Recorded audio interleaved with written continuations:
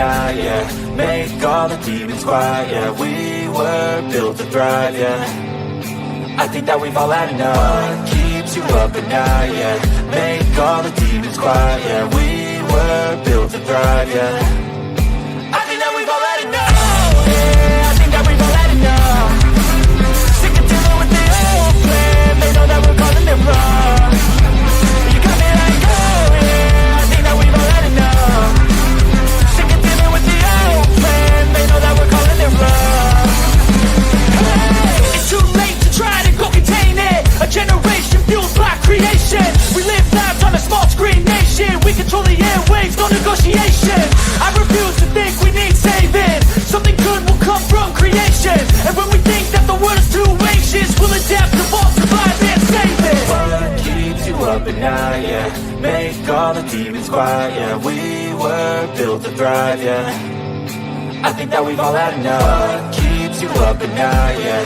Make all the demons quiet, yeah. We were built to thrive, yeah. I think that we've all had enough. Yeah, I think that we've all had enough. Sick of dealing with the old plan. They know that we're calling it wrong. You got me like, oh yeah, I think that we've all had enough. Sick of dealing with the old plan. They know that we're calling it wrong. Hey, oh yeah, I think that we've all had enough. Sick of dealing with the old plan. They know that we're calling it wrong. You got me like, oh yeah, I think that we've all had enough. Sick of dealing with the old plan. They know that we're calling it wrong.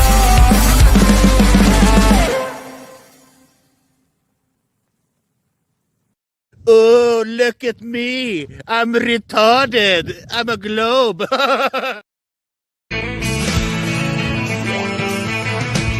No one told you life was gonna be this way. Your job's a joke, you broke, your love life's the old way. It's like you're always stuck in second gear. When it hasn't been your day, week, your month, even your year. But I'll be there for you when the rain starts to pour. I'll be there for you like I've been there before. I'll be there for you 'cause I'm there for you.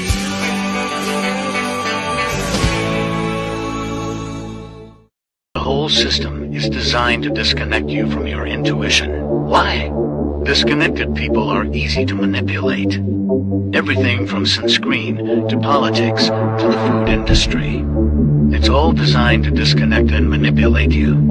We are in the middle of a war right now, but it's not a traditional war. It's a war on consciousness. It's a war on freedom. This is the time to listen, not to the news. No, your intuition, your gut, your heart. Love is the greatest weapon against darkness. How do you love more? You begin by loving yourself. How do you love yourself? You listen to the messages your body is telling you. Nobody is coming to save you. Get up. Be your own hero.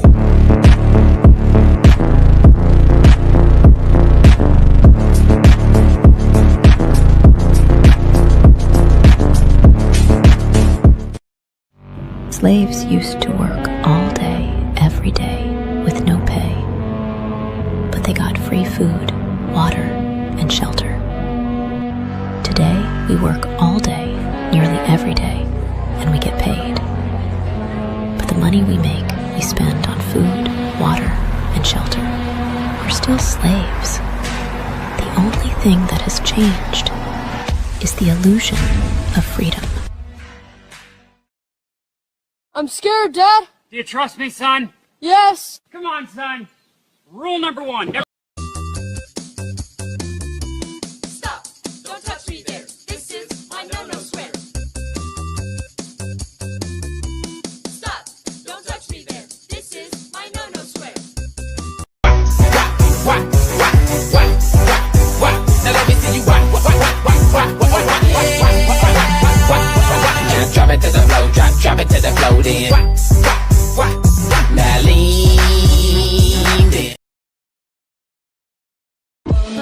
Make a splash like Pippin. Shit, that's nothing. Splash. Everybody call me Big Pimpin'. No, I ain't bluffing. I'm with your mom in the kitchen, making blueberry muffins. Taste the biscuit. Taste the goodness of the biscuit. Taste the honey sauce. Taste the goodness of the biscuit with the honey sauce. Don't get that honey sauce on me. I don't like the way it tastes with my chicken wings. Chicken banana, chicken banana, chicken banana, banana, banana. Hey man, just wanna let you know that sometimes you gotta shut the fuck up. You gotta shut the fuck up. And this current time is just one of those times you gotta shut the fuck up. I don't think you're a bad person, I just don't want to hear you talking anymore. You gotta shut the fuck up.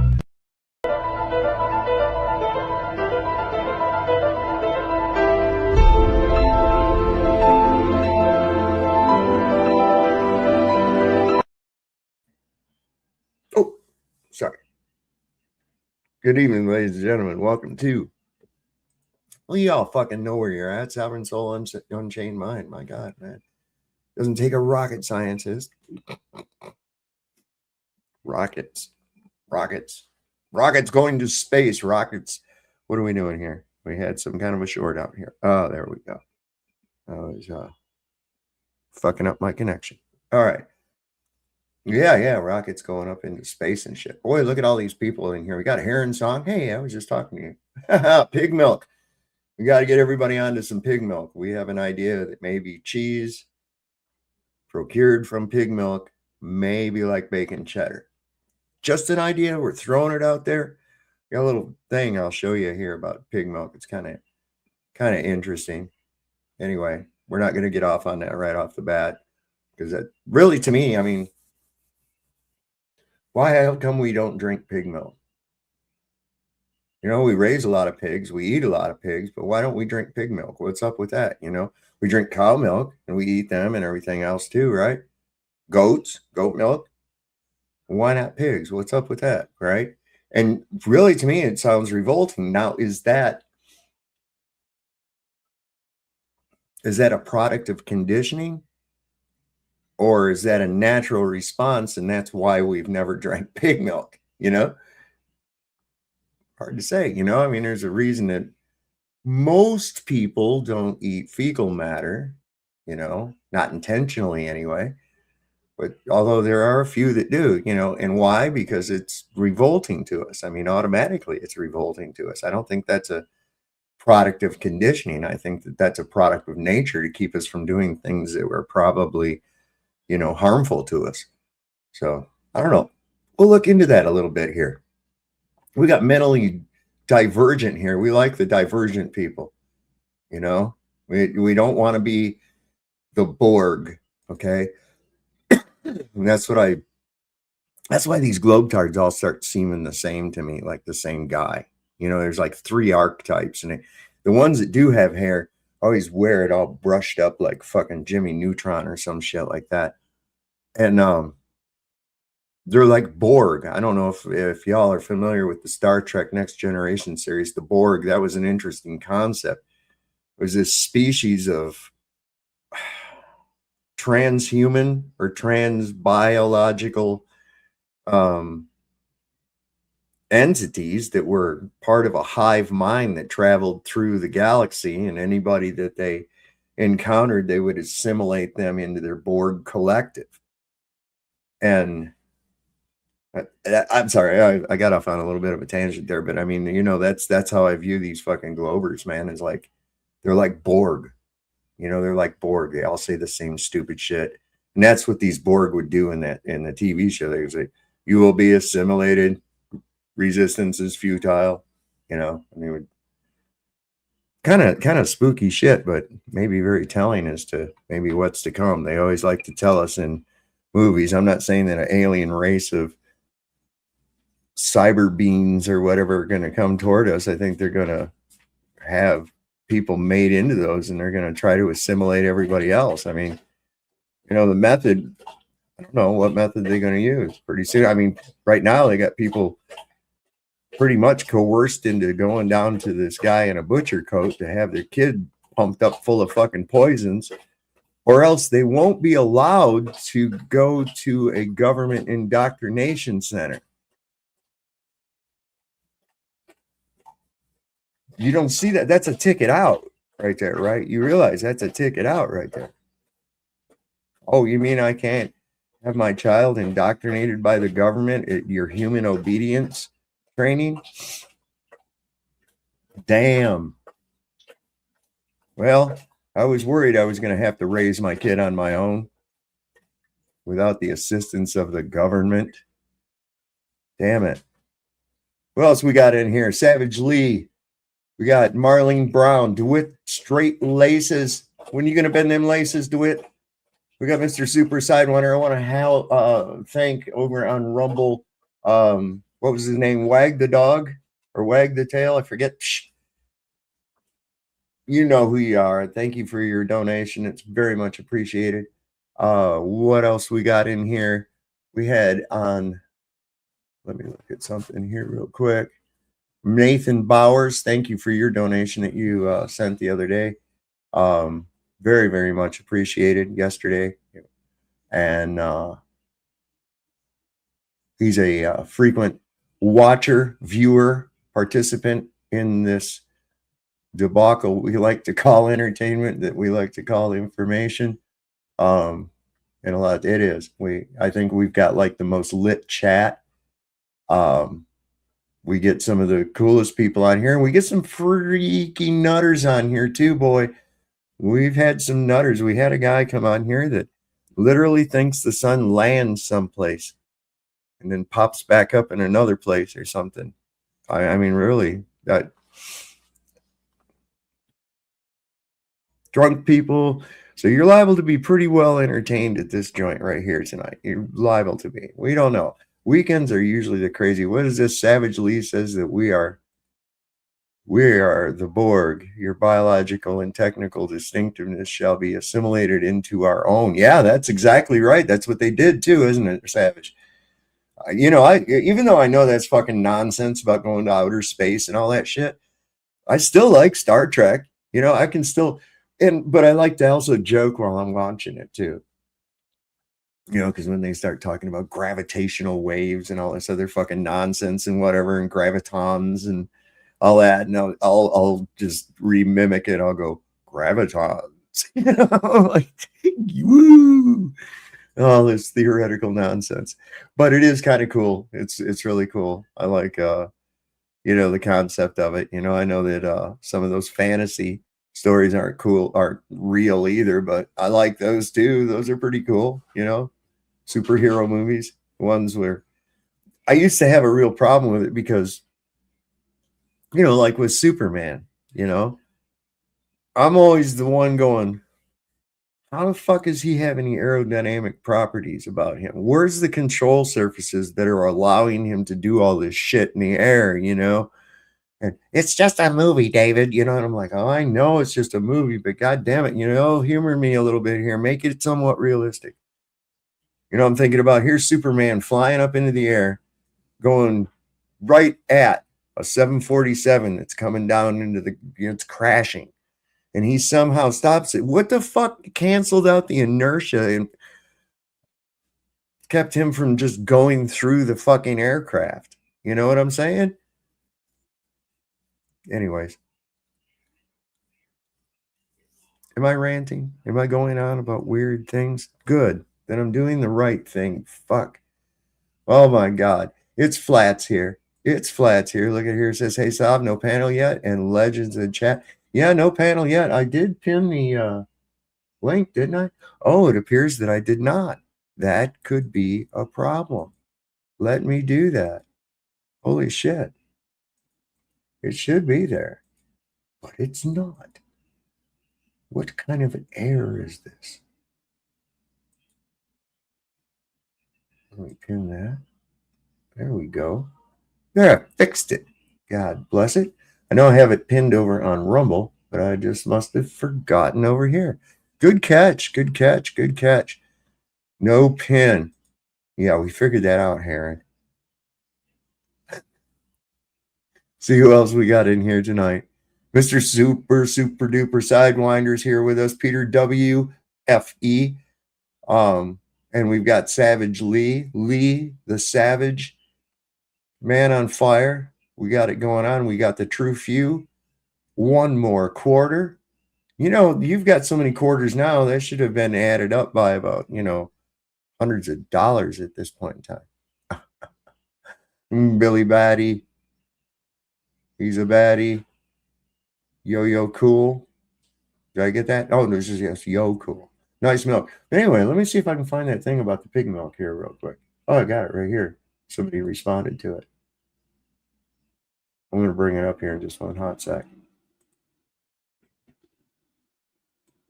All right. You guys hear that fan? All right, just a minute. I got to do this, and this, then this, and then bam. Look at that magic, how I do that. Oh. I think it'd be kind of funny if... Wrong one. Humans have milked almost everything with a nipple. Cows, goats, sheep, horses, camels, reindeer, even yaks at 14,000 feet in the freezing cold because someone decided that was worth the effort. And yet there's one animal we've lived alongside for over 9,000 years, raised by the billions, and eaten every single part of, that we have almost never milked. Pigs. Think about how strange that actually is. We eat pork belly, pig ears, pig feet, pig blood, pig intestines stuffed with more pig. There is barely a scrap of a pig that hasn't ended up on a plate somewhere in the world. But the milk? The one thing every mammal on Earth produces by definition? We skip it completely. No pig milk in the grocery store, no pig milk cheese section, no pig milk lattes. Just nothing. And once you start looking into why, the answer gets stranger the deeper you go. Let's start with the obvious question. Is pig milk actually drinkable? Because if it were toxic, this would be a very short video. It's not. Pig milk is completely safe for humans. It's not spoiled, it's not poisonous, and despite old wives' tales claiming it causes madness or sickness, none of that holds up. In fact, by most accounts, pig milk is richer than what you're used to. It carries roughly 8.5% fat, more than double the fat content of cow's milk. Chefs who've actually tasted it describe something warm, tangy, almost sharp, closer to unpasteurized cow's milk than anything else. One Dutch farmer even turned it into cheese and described it as saltier and creamier than anything made from cow's milk. So taste isn't the problem. Safety isn't the problem. Something else is going on. And it's not just chefs who've taken an interest. Scientists have too, for a reason that has nothing to do with cooking. Out of every farm animal, pig milk is one of the closest chemical matches to human breast milk. The fat structure, the way the proteins break down, even the immune compounds in the colostrum, the first milk a sow produces right after birth, line up with human milk more closely than cow's milk ever has. Researchers studying infant nutrition have used pig milk as a reference point for decades, precisely because pigs are so biologically similar to us in digestion and metabolism. So in a strange twist, the one farm animal we never bothered to milk might actually be the one whose milk is most like our own, which makes the myths around it even stranger. For generations, there were whispers in farming communities that pig milk was somehow dangerous, that it curdled the stomach, or worse, that it could send a person mad. None of that has ever held up under any kind of scrutiny. It's not medically true in any sense. If anything, it looks like the kind of story people tell themselves after failing to get near a sow enough times to try it. Easier to decide the milk is cursed than to admit the pig just won that round. Here's where it gets interesting. Go back 9,000 years to the very beginning of pig domestication, and you'll find that early farmers had a choice. Cows, goats, sheep, and pigs were all domesticated around roughly the same era. All four are mammals. All four produce milk, but only 3 of them became dairy animals. Somewhere along that timeline, humanity looked at the pig and quietly decided, not this one. And for 9,000 years, nobody seriously challenged that decision. Which raises the real question. What did our ancestors know that we've just inherited without ever asking? The first clue is in the anatomy. A cow has 4 teats. A goat has 2. A pig has somewhere between 8 and 16, arranged in 2 uneven rows along her belly. That sounds like it should mean more milk, not less. More outlets, more supply, right? Except nature didn't build the system for extraction. It built it for speed. A cow lets down her milk over roughly 10 minutes, giving you a long, steady window to work with. A sow releases hers in a burst that lasts about 15 seconds. 15 seconds across more than a dozen teats, and then it's gone until the next cycle 2 hours later. No hand and no machine ever built can move fast enough to catch that. And even if you somehow could, the payout barely justifies the effort. A dairy cow can produce around 65 pounds of milk a day. A sow, working flat out, produces about 13. That's roughly a fifth of the yield from an animal that's far harder to reach in the first place. Multiply that gap across an entire farm, and you're looking at a business model that collapses before it starts. But yield and anatomy still don't explain the whole story. Because plenty of low-yield animals get milked anyway. People milk reindeer. People milk yaks. What makes pigs different comes down to something much more basic. They don't want to be touched. A lactating sow is one of the more dangerous animals you can walk up to on a farm. Cattle have spent thousands of years being bred for calm temperament around humans. Goats, even the stubborn ones, tolerate hands near their udders. Pigs never went through that process because nobody was selecting them for docility around milking. They were selected for meat, for litter size, for how fast they put on weight. Nobody ever bred the aggression out of a nursing sow because nobody needed to. And a nursing sow has every evolutionary reason to be aggressive. She's protecting 8, 10, sometimes 14 piglets at once. And in the wild, that litter is exactly the kind of easy meal a predator would go for. So when something approaches, especially something the size of a human, her instinct isn't to stand still, it's to charge.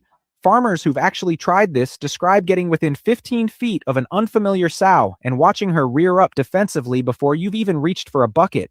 One Kentucky chef, determined to make pig milk cheese, spent weeks trying to earn a sow's trust before he could get near her.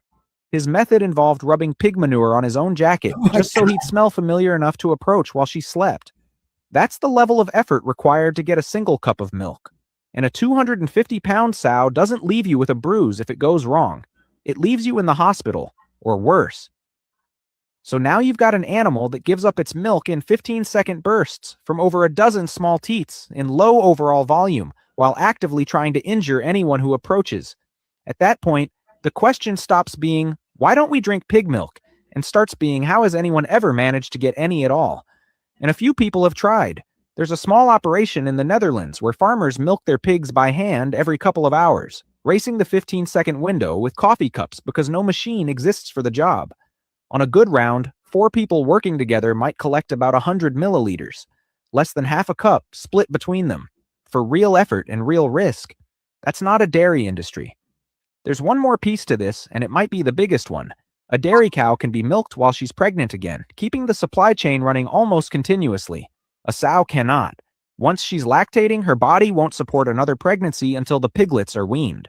So even if you solved the aggression problem, and even if someone invented a 14-cup milking machine fast enough to catch a 15-second letdown, you'd still be left with an animal that only produces milk in short, interrupted windows, with long gaps in between. There is no version of this that scales, which brings us back to where we started. Every dairy animal we rely on today was chosen for a very specific combination: decent yield, a long enough milking window, and a temperament that doesn't try to kill you in the process. Cows check every box. Goats and sheep check most of them. Pigs check none of them. It's not that pig milk failed some kind of taste test or safety review. It never even got that far. It was disqualified by biology before humans ever got a real chance to decide, and maybe that's the part worth sitting with. We didn't reject pig milk because we tried it and didn't like it. We rejected it because getting to it at all means outrunning a 250-pound animal that's willing to fight you for it, for a payout smaller than what a goat gives you without complaint. Somewhere out there, in a Dutch barn or a Kentucky kitchen, a handful of people are still racing that 15-second window anyway, cup in hand, because they want to know what 9,000 years of farmers already decided wasn't worth finding out. And maybe there's something a little humbling in that. We managed to put a man on the moon, sequence our own genome, and build machines that can milk 1,000 cows an hour without a single human hand touching an udder. But a farm animal we've lived beside for 9 millennia still has us beat, guarding a resource we can't take from her without her permission. For all our tools and all our history, the pig, in this one narrow way, never needed to adapt to us. We were the ones who had to walk away. Humans have milked almost everything with a nipple: cows, goats, sheep, horses, camels, rain, and almonds. Okay. They've milked almonds apparently because they have almond milk. So I'm looking at some weird shit though. I wanted to see if I could find that. If there's anything on it. There are, like the guy pointed out in that video, there are a lot of similarities between pigs and humans.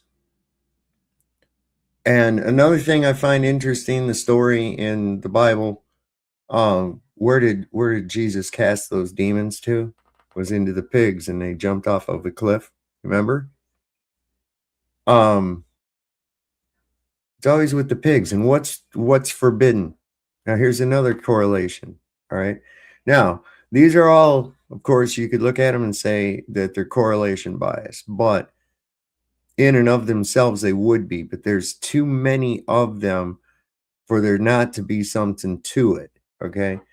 The embryo of a pig and a human gestating are almost identical up to almost the last month. Okay. Cannibals in was it New Guinea, I believe? They call in their language the white man, they call him long pig.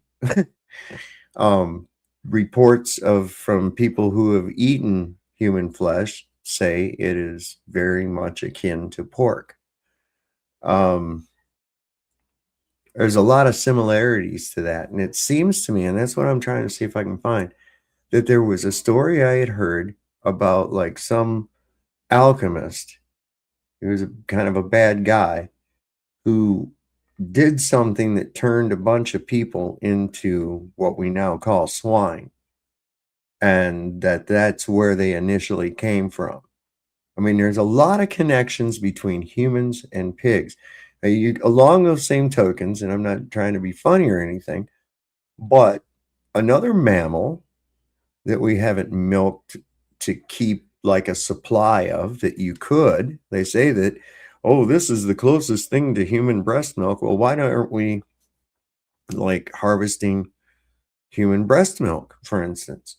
Well, there again, probably quantity, like with the pigs, but also at the same time, I mean, we could do it, and women could make money, that we have women who called nursemaids that lactate to feed another woman's baby, so that's never been employed either, but it could be, and I don't think that a human woman would give you as much of a fight, especially if you offered them money, or whatever, as a pig would, Of course, then a human woman would probably put up a fight if the one getting the milk from her was some kind of a pig. You understand?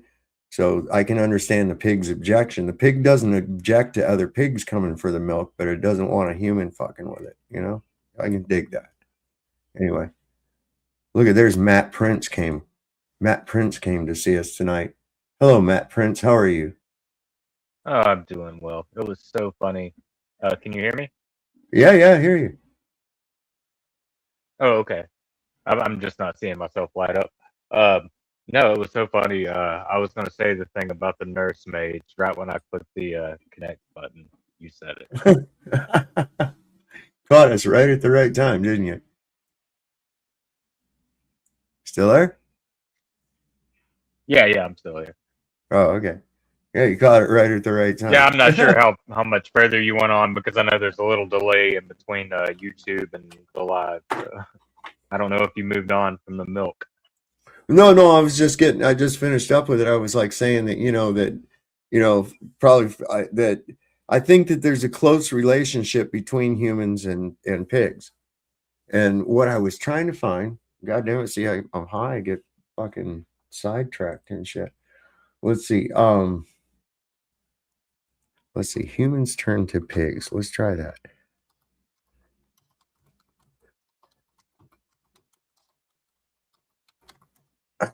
Because pigs are humans. Human meat markets, tainting ancient. All right, hang on. Why is pork forbidden? God turned humans into pigs, and young Jesus turned children into pigs. See, there's these legends like that. That's what I'm saying. Hang on, I'm looking here. There, because I remember hearing a thing about like this alchemist or something turned a bunch of people into pigs. And then we got the story of Jesus casting the demons into the pigs and they jumped off the cliff and everything. This thing's only 3.5 minutes. We had to check it out. I have to get it first. Ooh, ooh. Yeah, I think there's a Haitian legend as well, to where a voodoo god did the same thing. Really? Cursed the white man. See, this is weird. And you know, that's where they originally get, I guess they synthesize it now, right? But originally, insulin comes from the pancreas of a pig. And I remember, shit, this was in the 70s. And Seventh-day Adventists, of course, they hold the cleanliness laws, right? Yeah. From Leviticus. And of course, that forbids pork. And Seventh-day Adventists, of course, they don't eat pork. Most of them are vegan, or they're ovo-lacto vegetarian. In other words, they have dairy products and vegetation, but they just don't eat meat. I know a lot of those guys that they eat fish as well. Yeah, I think that they can have fish. Yeah, I think that's okay. But in any case, most of them don't like fish. That was what I found, at least with that crew.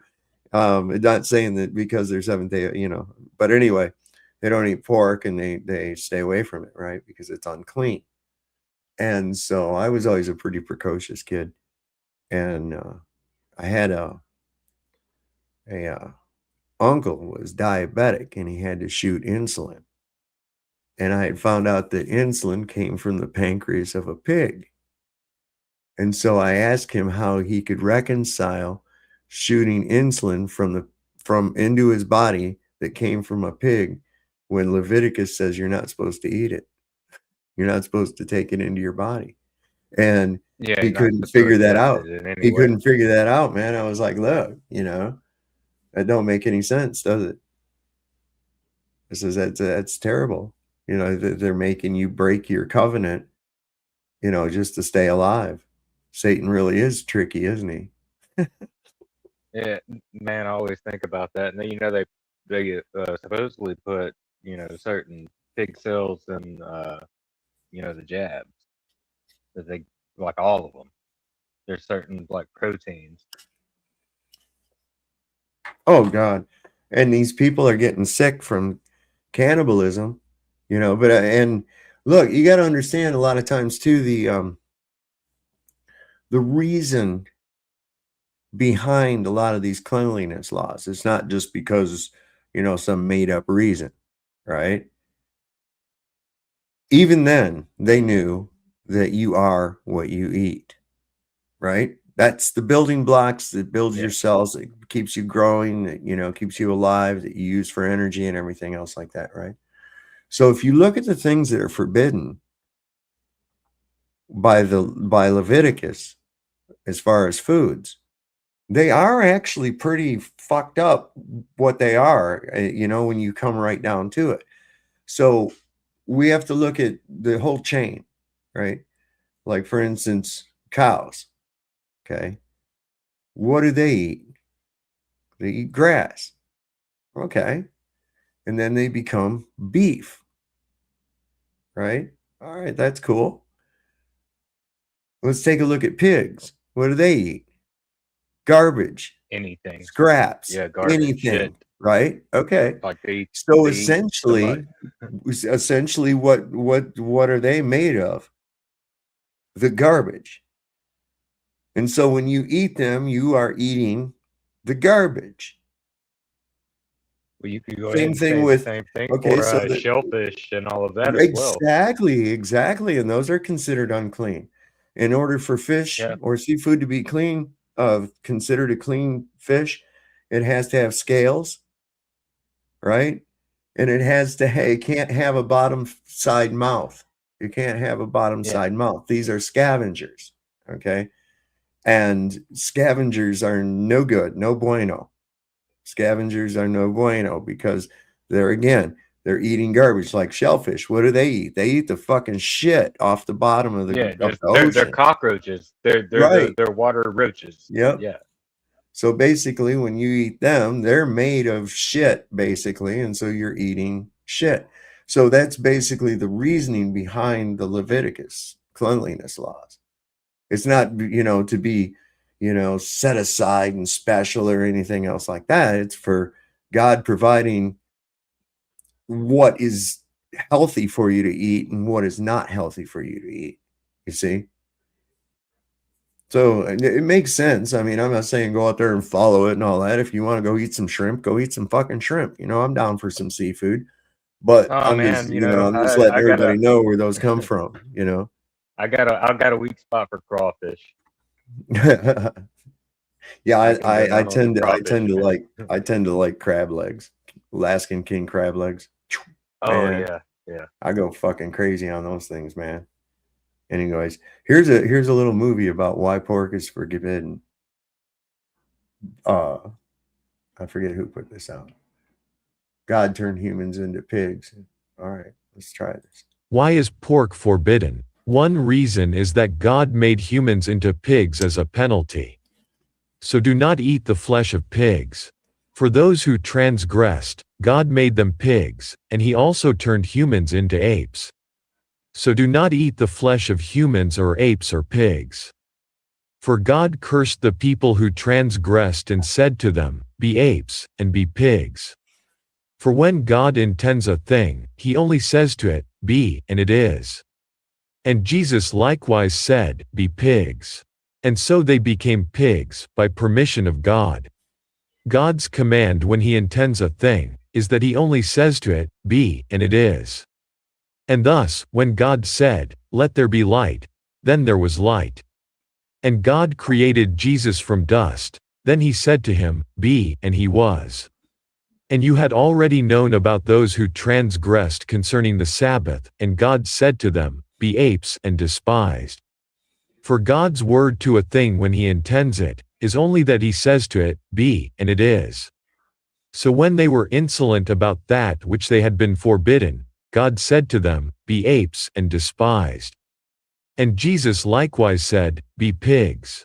For when a young Jesus attempted to find his former playmates, the parents concealed them in ovens, and lied to him about their whereabouts, and then spoke maliciously about Jesus.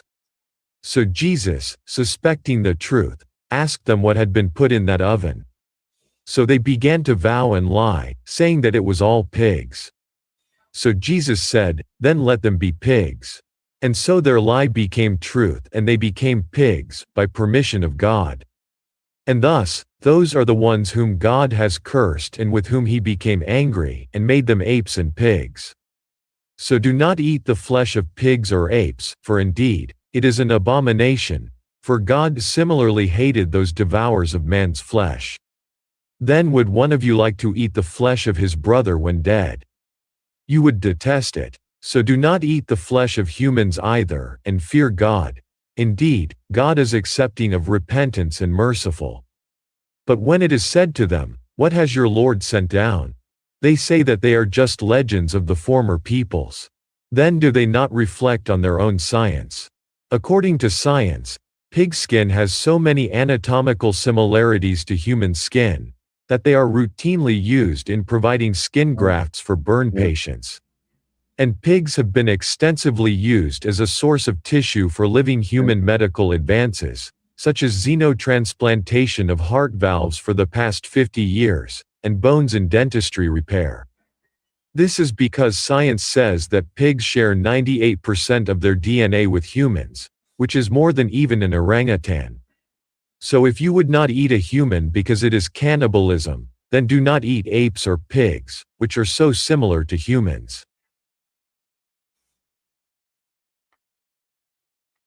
I didn't know they had all that in the Quran about young Jesus and stuff.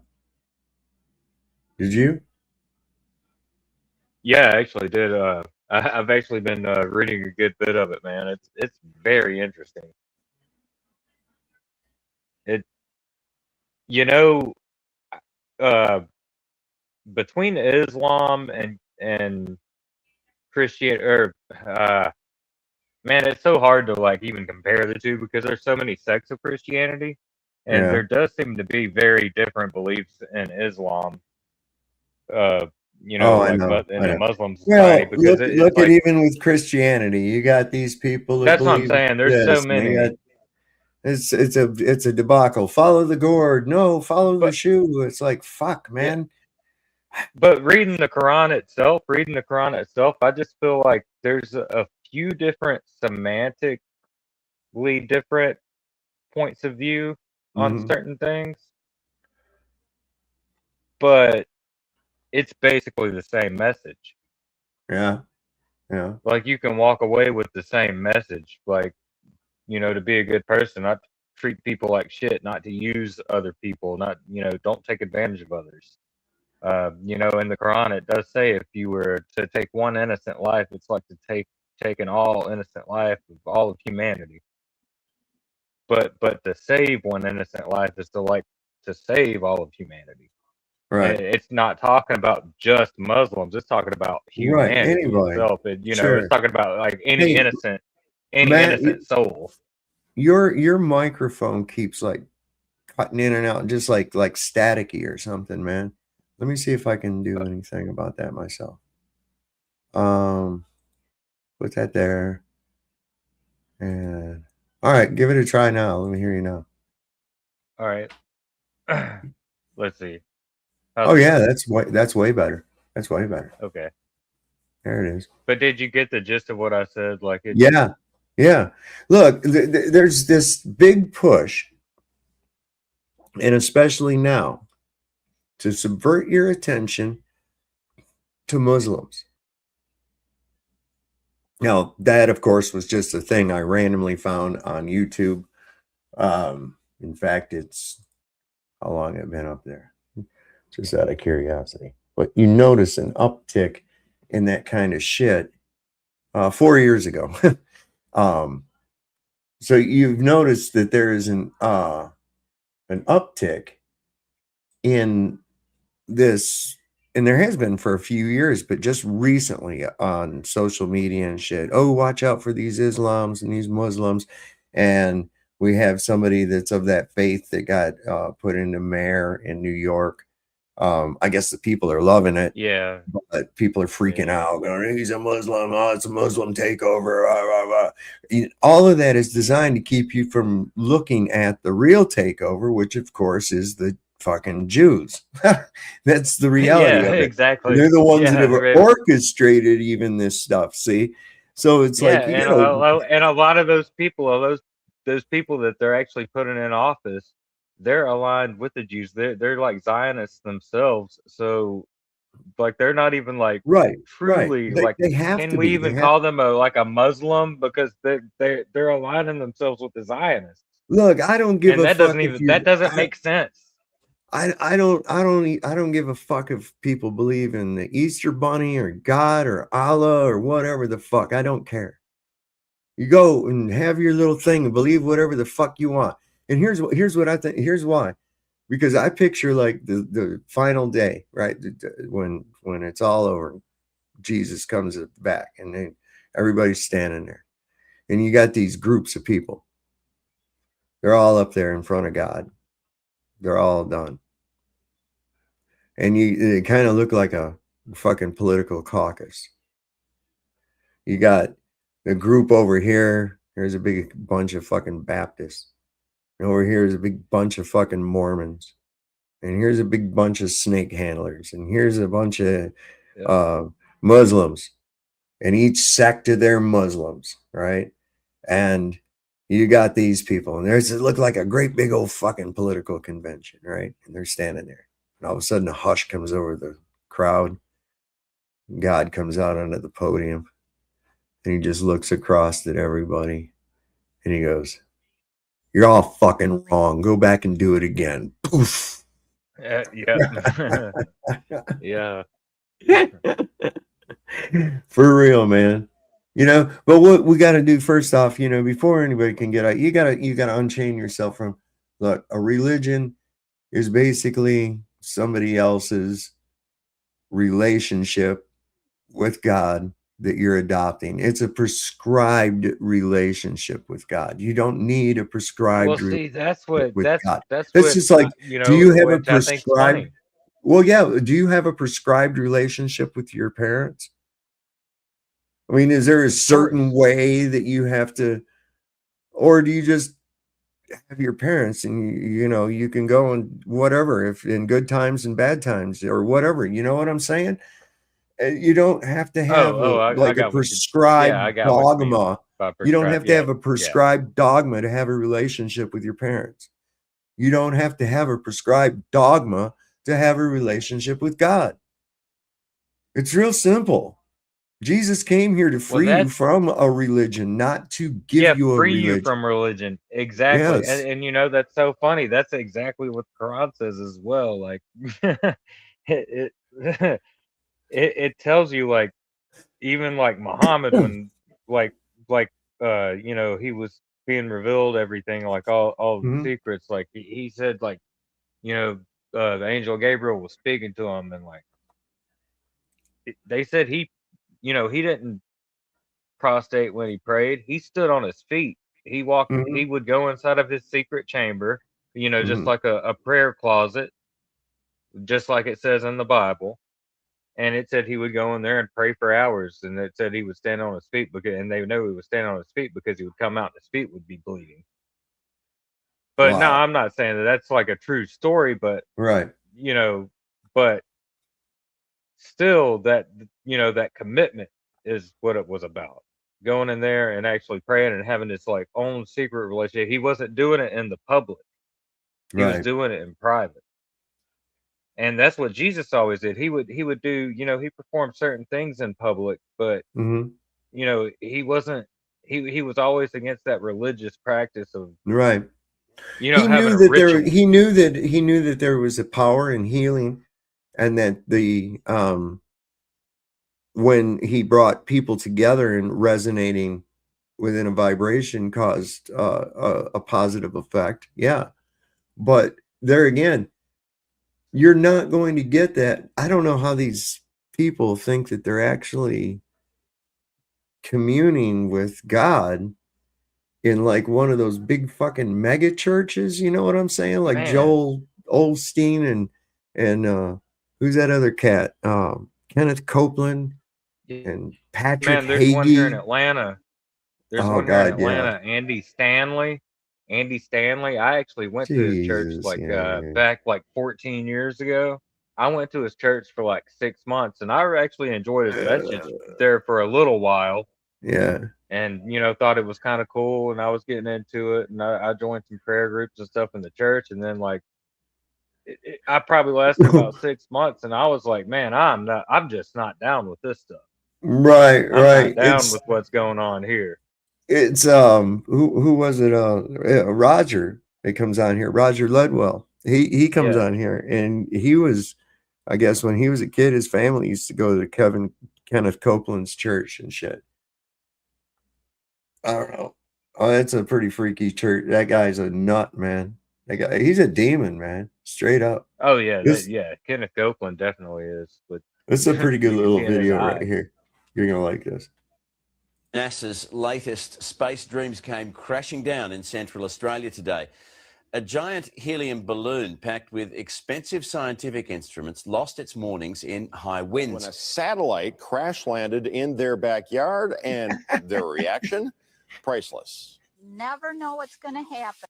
This baby fell out of the sky and landed in our yard. Nancy and Dan Welke, cool as cucumbers, discovering a satellite that had crash landed on their property, still blinking and still attached to a parachute. But the Welkes were able to snap a selfie with it before they took it away. Oh, fuck.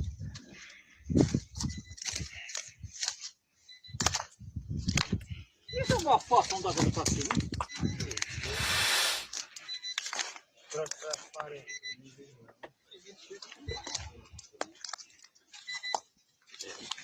É grande essa porra, viu?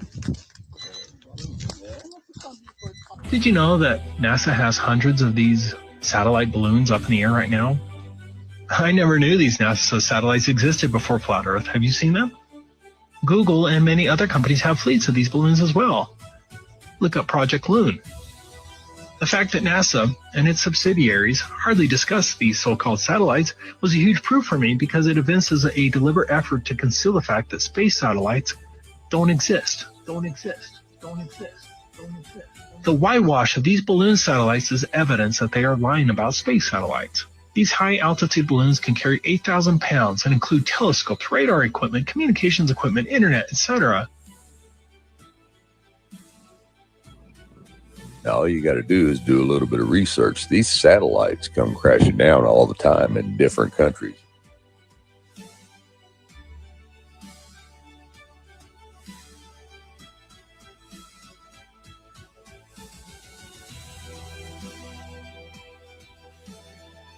Now, I know some of you Glovers are going to say, oh, but I can see them blinking up in the sky. I can see them blinking up in the sky at night. Yeah, you can see it blinking up in the sky at night. You just can't see the balloon it's tied to because the sky is dark. But check this out right here. When you catch one passing in front of the moon and you zoom in on it with a P900, you can see the balloon that's carrying it because the moon spotlights its silhouette. Oh, you can.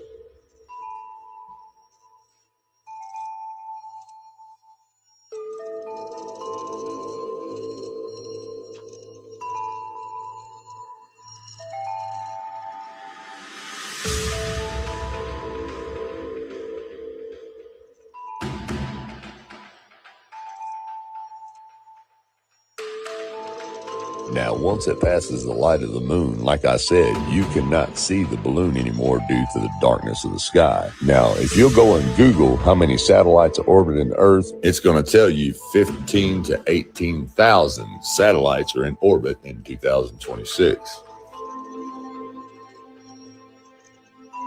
And here are the images that they give you of all these satellites that are supposedly orbiting the Earth.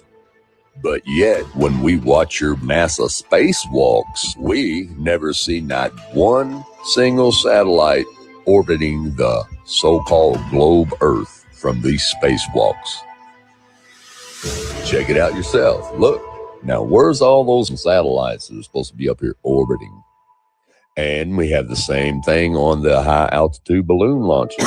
Where's all these 5,000 something satellites that are supposedly orbiting the Earth? Yeah. They're not there because there is none. The only satellites are on balloons. You're being lied to, people. It's time to wake up. Some of NASA's... Anyway, I thought that was pretty good one. I like Terry Eicher's shit. It's pretty good. Where's the thing I had? There it is. Yeah. On that. So I saw people discussing about Christianity and Jesus and in the chat, and I was kind of following along a little bit, and that's what like, well, cool. I was just getting ready to show this in a little while anyway, so I'll just bring it up now. Once you see it, you can't unsee it. Do y'all know who this man is? Because most people don't. And that raises a bigger question.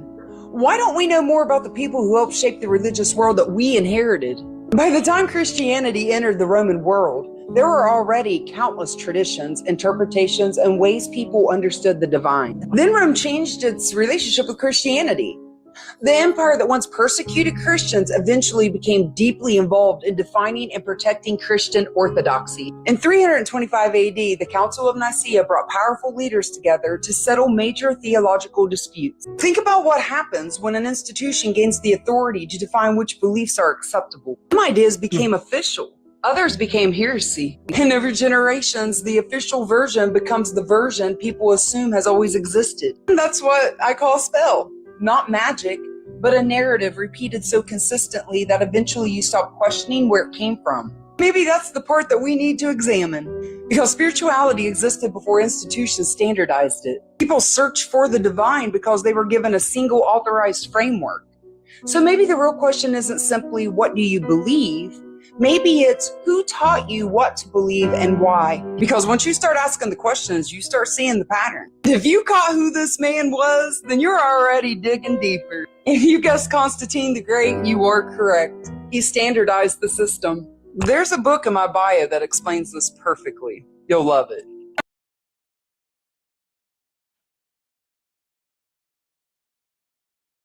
A lot of people don't think along those lines right there. Not at all. They don't understand that. They say, this is the truth. This is it right here. And it's like, look where it came from. Okay? Who decided what? Who decided what was acceptable and not acceptable? Have you read any of the stuff that they said was not acceptable? Well, no, they've told us not to. Huh? Ain't that crazy? Wonder why. Do they give any reasoning behind why it was deemed not acceptable? What their criteria of what was acceptable? Nobody even questions any of that. They just go, blah, blah, blah, along with their fucking little meat sack world. That fucking amazes me, man. Totally amazes me. Well, I found that there was this thing, I just saw it. I guess it just went out like an hour ago. And it says on here that according to CNN, after being denied a place in Donald Trump's motorcade en route to his criminal trial in New York City, I didn't know he was going to criminal trial in New York City, but anyway, Natalie Harp jumped into the trunk of a vehicle so she could remain close to him. Now, wait a minute.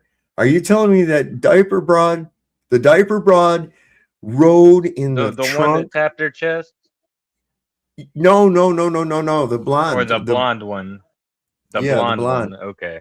Right, the blonde that was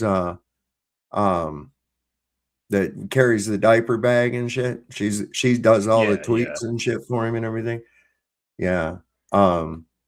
Come on, I gotta hear this. I'm sorry. I saw that and I said, man, I gotta bring this up. We gotta look at this. This is nuts. Let's see. New breaking details about Trump's fiercely loyal personal aide, Natalie Harp.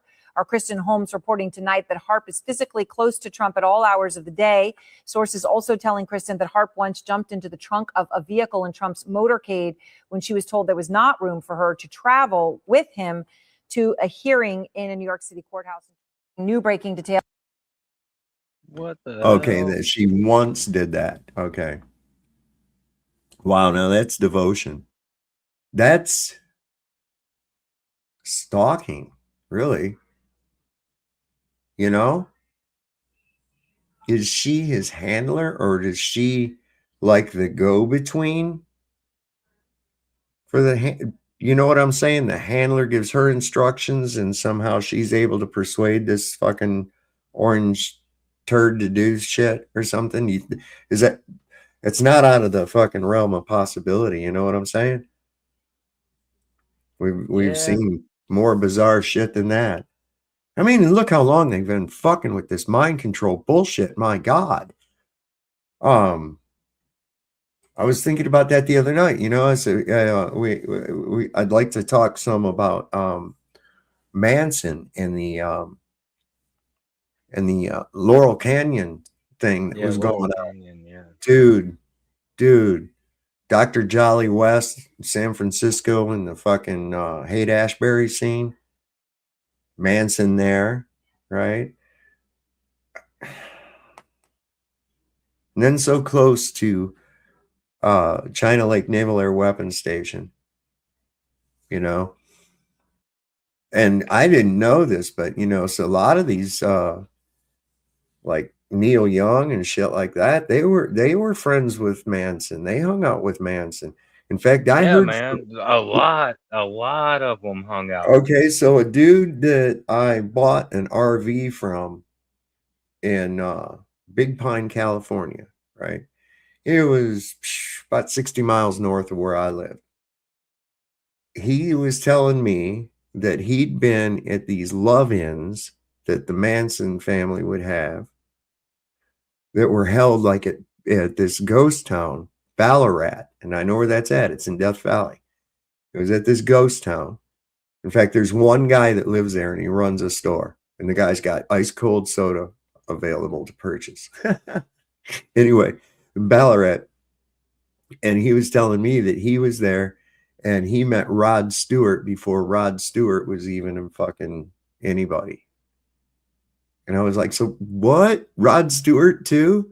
You've got, of course, everybody knows about Dennis Wilson from the Beach Boys. Everybody knows that fucking connection. Jesus Christ, they played that up and down.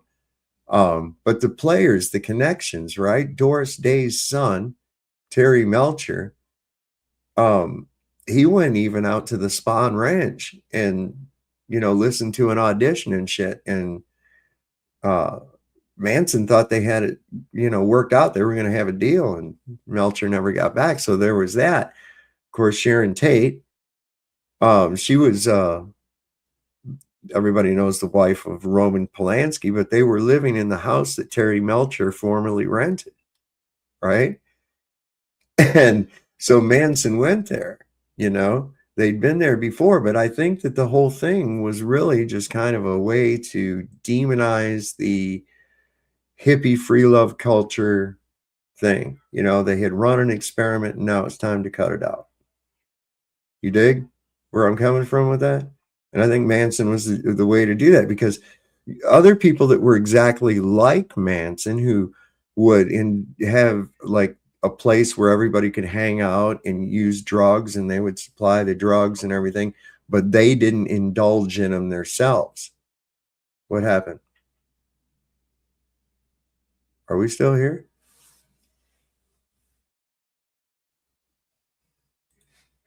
Yeah, we are still here. What happened? Matt left. Well, I don't know what happened. But Frank Zappa was one of those. There was another guy, I'm trying to remember who his name was, and they had these freak dancers. So like when these Laurel Canyon bands would play, they weren't really that good in live as they were recorded, because they were using, I think, 12 track at the Wonderland studio. They were using 12 track, and so consequently they didn't sound as good in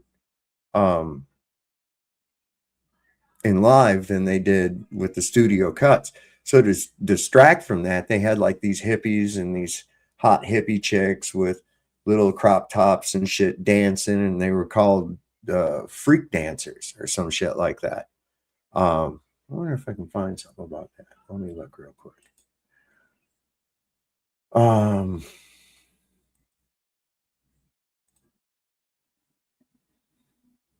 Let's see, freak dancers.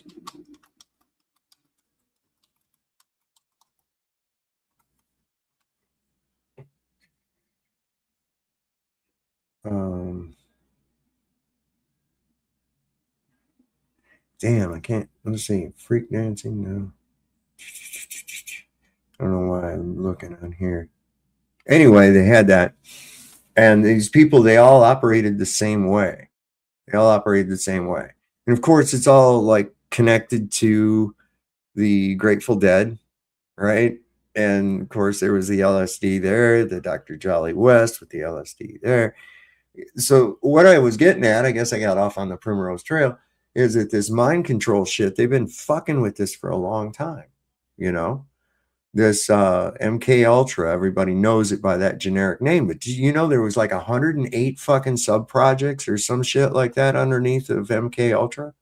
Project Artichoke, Project Climax, and they were secretly dosing people and studying them and shit. It was really crazy, you know, just unsuspecting fucking people, you know. So really some crazy shit. So I don't. I wonder if she's like his handler or something, or she's one of those, or maybe she's an MK Ultra or something to be a groupie or whatever. She's like trained to wipe his butt and change his diaper. Somebody put Trump back up on the changing table. We got a hot number 2 coming in. Clear the press. What is this? Cash is taking CBDC is taking over in 2029. Where? Hold on one sec. Ow, fuck. Oh, that was loud. Let me turn this back. Says cash will become illegal in the European Union from 2029. Well, how long do you think that'll take before it comes here? Who fucking knows? Anyway, oh yeah, here's a thing right here. I saw this earlier. This is interesting. There are 4 deputies from Harris County Sheriff's Office in Texas that have kind of assumed room temperatures by their own means in the past 6 weeks. Something very strange going on. This is crazy.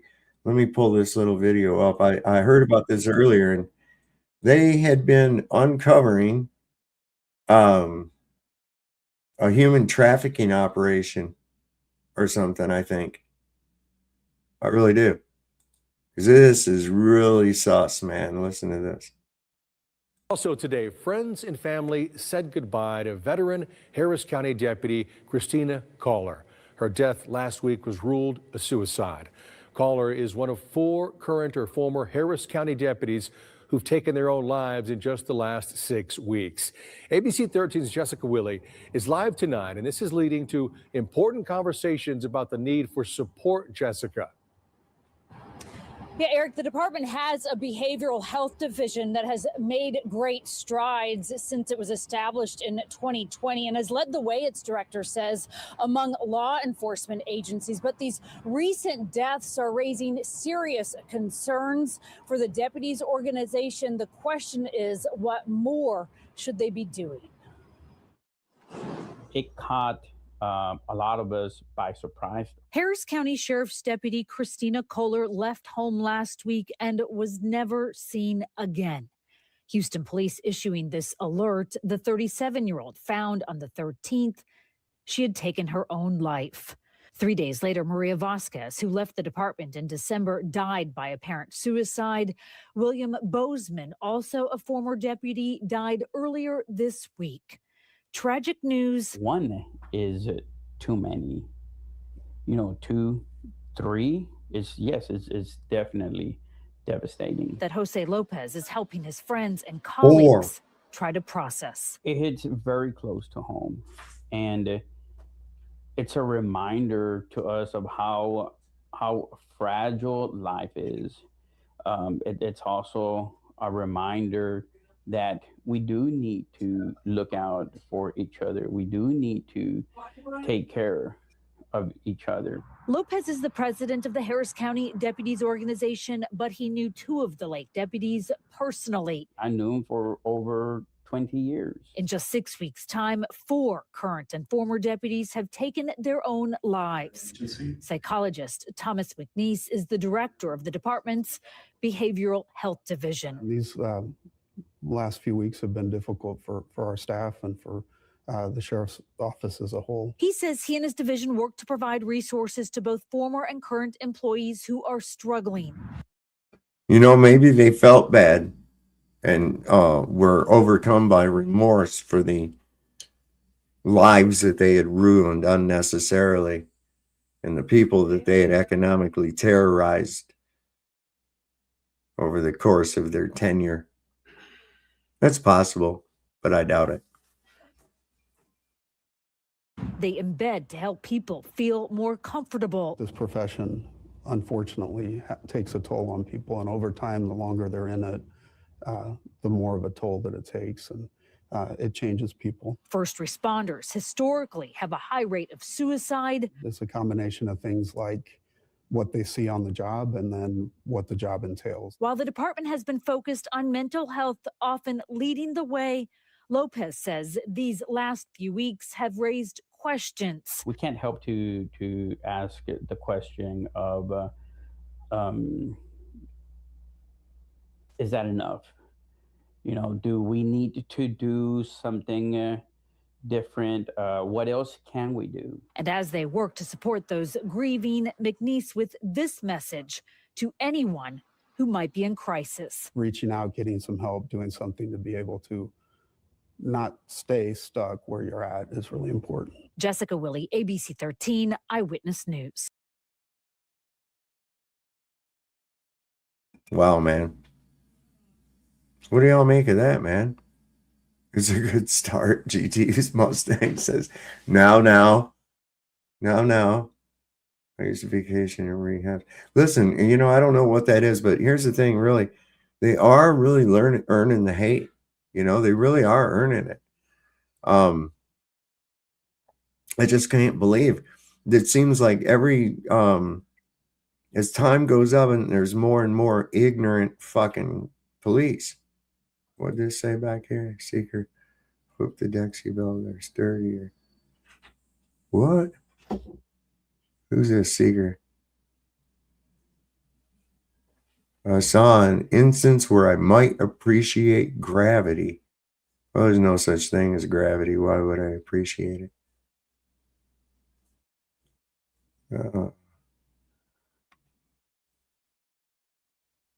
Hope the decks you build are sturdier. Well, yeah, because we build them level and use the right materials. You have to use the right materials to know what you're doing. You know what? None of it ever involves a curve either. Unless it's designed that way for some reason, which I've never seen that happen. Oh yeah, let me get back to where I was. No.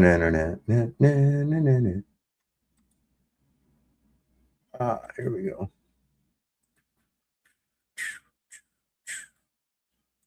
All right. This is interesting. I'm having kind of an interesting study of, you know, I watch people and whether it's a show or whether it's, you know, just in real life. And I have to look, and I can often see beyond the face, beyond the, I don't know, it's hard to say, beyond the structure. And it makes me wonder, I can kind of see there's what's going on inside somebody. And I found this character that we have on the world stage right now to be really a fascinating study. A really fascinating study.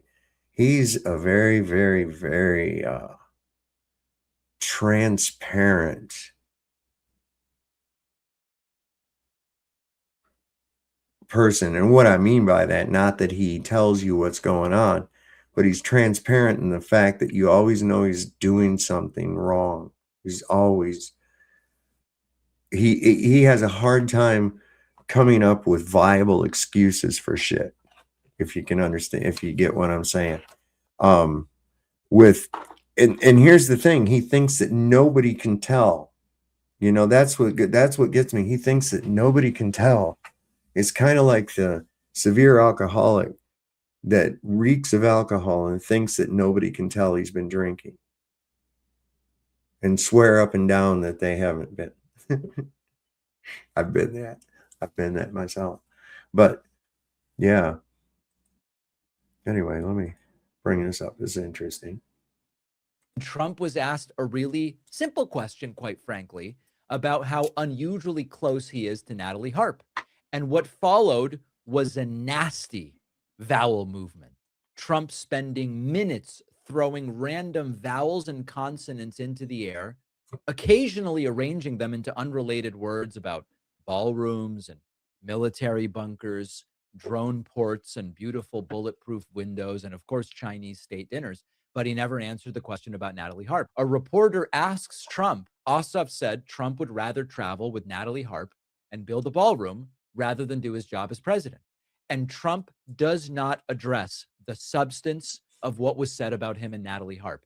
This is an insane answer if something weird isn't happening with Natalie Harp. Look at this. John Ossoff said you'd rather travel with your aide, Natalie Harp, and build the ballroom than do your job as president. What is your response to John Ossoff?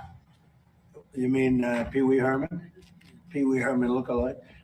No, I would much rather do other things. We're building a great facility here. We're fixing a White House that hasn't been taken care of. You can look at this. This room was a disgraceful situation, the Oval Office, and it was let go. The whole building, the White House, was let go. In addition, they've been trying to get a ballroom for the last 150 years. And when I said I was going to build a ballroom, the military asked if they could see me. Remember, the question was about Natalie Harp. Yeah. And they say, sir, we have an opportunity to go down deep into the ground and build a military facility to go to the White House and to go with all of Washington, D.C., which would be so valuable. And then they came up with the drone port on top, which would be a major drone port to protect the White House and all of D.C. And all of those things added up, and it became much more than just a ballroom. And I said to myself, wow, what an opportunity. I mean, if I was just going to build a ballroom, I could have had it built very quickly because I build very well. Sir, the question was about Natalie Harp. Very quickly. And we went 5 stories down into the ground. We did a lot of tremendous things for the military, things that they could never get. They said, this is an opportunity that we have because you're building the ballroom. We used to use tents, and the tents are usually made of either a plastic material, or canvas. And they wouldn't stop a 22 caliber. They wouldn't stop anything in terms of safety. It'd be very dangerous. Sir, are you sleeping with your assistant? Well, listen, we've got a drone port, and it's just like the materials it's made of. It's crazy. There is something almost impressive about how aggressively Trump refuses to answer that question. And of course, he does a little bit of insults. Oh, he's a Pee Wee Herman lookalike. And then he says, I'd rather do other things, and sounds dangerously close to confirming the central accusation. And from there, his brain just starts going out the emergency exit. Ballroom, drone port, White House columns, and the Oval Office is a disgrace. Come up with something. And nobody's asking about the stuff he's talking about. And every single sentence generates 2 to 3 new claims, each less connected to the original question than the one before it. Natalie Harp is a member of my staff, and Senator Ossoff's insinuation is false. That's it. Take 6 seconds. Next question, you move on. Instead, it's 2.5 minutes during which he never says her name. He never describes that they have a merely professional relationship. He doesn't reject the underlying suggestion. He just runs into like a verbal bunker underneath his imaginary drone-proof ballroom. We do not have established evidence that Donald Trump and Natalie Harp are romantically involved at this point. Here's the thing, though. You can tell that's what I was saying. He's got little patterns. Okay, when something's over the target and triggers him, the first thing he does is start with a character assassination, right? If it's like in this case, a quote by somebody, he goes, "Oh, you mean Pee Wee Herman?" You know, I'd say, "No, I mean this guy. Pee Wee Herman's dead." You know, he's not a real person anyway. So, anyway. And if the reporter asks a question that's too hot on the target that he don't like, then what he does is character assassination on the reporter and the organization. Who are you with? You're terrible. You're, like that. What's that got to do with the fucking question? Just answer it, you fucktard. Anyway. People saying that this is his new girlfriend are being provocative. And I like to be provocative, but it is not something we at this point can confirm. But there is something unusual about this relationship. She is writing devotional letters to Trump, and he's her guardian and protector, and Trump believes she's the only one who won't leave him to go make money when it's all said and done. And he's finally asked about it, and he spends 2.5 minutes talking about everything else. Yep. It's deflection. You see that with these globetards. They do that same thing, man.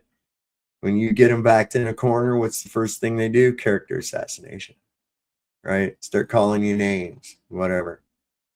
Asking you, where's your credentials and all this other fucking nonsense, man. That cracks me up when they say, where's your credentials? What the fuck are credentials? What are you talking about? What's that got to do with what we're talking about right now? What, I'm not allowed to talk about something because if that's hinging on whether or not I have a little magic piece of paper from the wizard, you know, you do realize that the information that you went and paid for to get that little piece of paper, I got for free. I got it for free because you can find it anywhere. It's simple. Doesn't take a magical institution and some professor and shit. Look, if you don't understand it, then break it down, or you can even just go to the basics of it and then work your way up. If you're an intelligent human being and you have the capacity to learn, anybody can learn this. Anybody can learn shit. It's not hard. It really isn't. But people have this idea that they have to be given some magical piece of paper by the wizard in order to, I don't know, be able to talk about something. I don't know where that comes from. This was pretty good. This was pretty good. Now, in this guy's case, I think he talks a little bit too much, you know. I would give, the more you talk when it comes up to a cop, the more shit you give them to fuck with. Okay? Like, for instance, so where are you headed tonight? Well, I'm going up this way to Barboursville. Oh, okay. So what are you going up there for? Well, then I'm doing this, that, and the other when I get up there, and I'm thinking on doing that and the other. Well, why would you do that? You know, are you doing, so wait a minute, you're telling, you know, and then they turn it into, they're trying to turn whatever they're talking about into a fucking series of questions on the details on that. It's like, look, dude, don't fucking talk to them. You know, just don't. They're not there to be your friend. Okay. They're looking for a reason to fuck with you. That's all. I'm sorry it has to be that way, but that just is how it is. And let me see. Okay, I meant to do like that. There we go. But I've seen this before. This is pretty good. Guy's a mechanic. But you'll see how these fucking people are. Yes, sir. Driver's license, proof of insurance. What'd I do? I'll use your driver's license and I'll explain it to you. I'm working on it. No, what'd I do first? Why you pull me over? You get your driver's license and No, I'll what did you pull me over for? Tell me that first. Sir, let me explain something to you. And what's your, I know the law. No, you have to tell me why you pull me over. I don't have to tell you Bullshit. why. I have driver's I have license. to identify you first. No, you don't. You have a tag number right there. Are you J Troop or K Troop? Who are you? No, what did you pull me over for first? Sir, you can be difficult. I do a what? I'm not trying to be difficult. I'm just telling you. I'm not. And you're also, anyway, I'm just asking, why'd you pull me over first? I did one wide open throttle. I'm a diagnostic mechanic. And you also pulled my son over the same thing, too, Caleb Miller. Right there. I would not give him none of that fucking information. I wouldn't have said I hit it open throttle to test it out. Nothing. So far, this trooper has not given a reason for pulling this guy over. So it's not lawful until he gives a reason. Or it's not legal anyway. I get roses one time with open carry weapon. I'm just asking, and I know Jamie Atkins and all the bunch, whatever, but why'd you pull me over? Why? Need to know that first. No, you have my tag number. You can run it and get my number. Tag number doesn't mean it comes back to the driver's vehicle. It does show the insurance though on the thumb. That's correct. No, but tell me why. You have to tell me why you pull me over. You haven't identified yourself yet. I see a uniform. I see a vehicle. Okay. Why did you pull me over? I did a wide open throttle real quick. I'm a diagnostic mechanic. I'm working on a truck, and I'm heading toward a guy's house to help me with it in Columbia. I am listening. No, you don't have to explain. That's the cop's plane. No. I need to identify who I'm speaking with. I'll explain to you. I am Robert B. Henschelin. My birthday is 6/22/62. I own this truck, and I have registration and everything. You don't have to know that. Tell me why you pulled me over. I know who you are, and I know you know Jamie Atkins, R37. Okay. I'm not. So at this point right here, the amount of time that has been spent of this cop at this guy's window,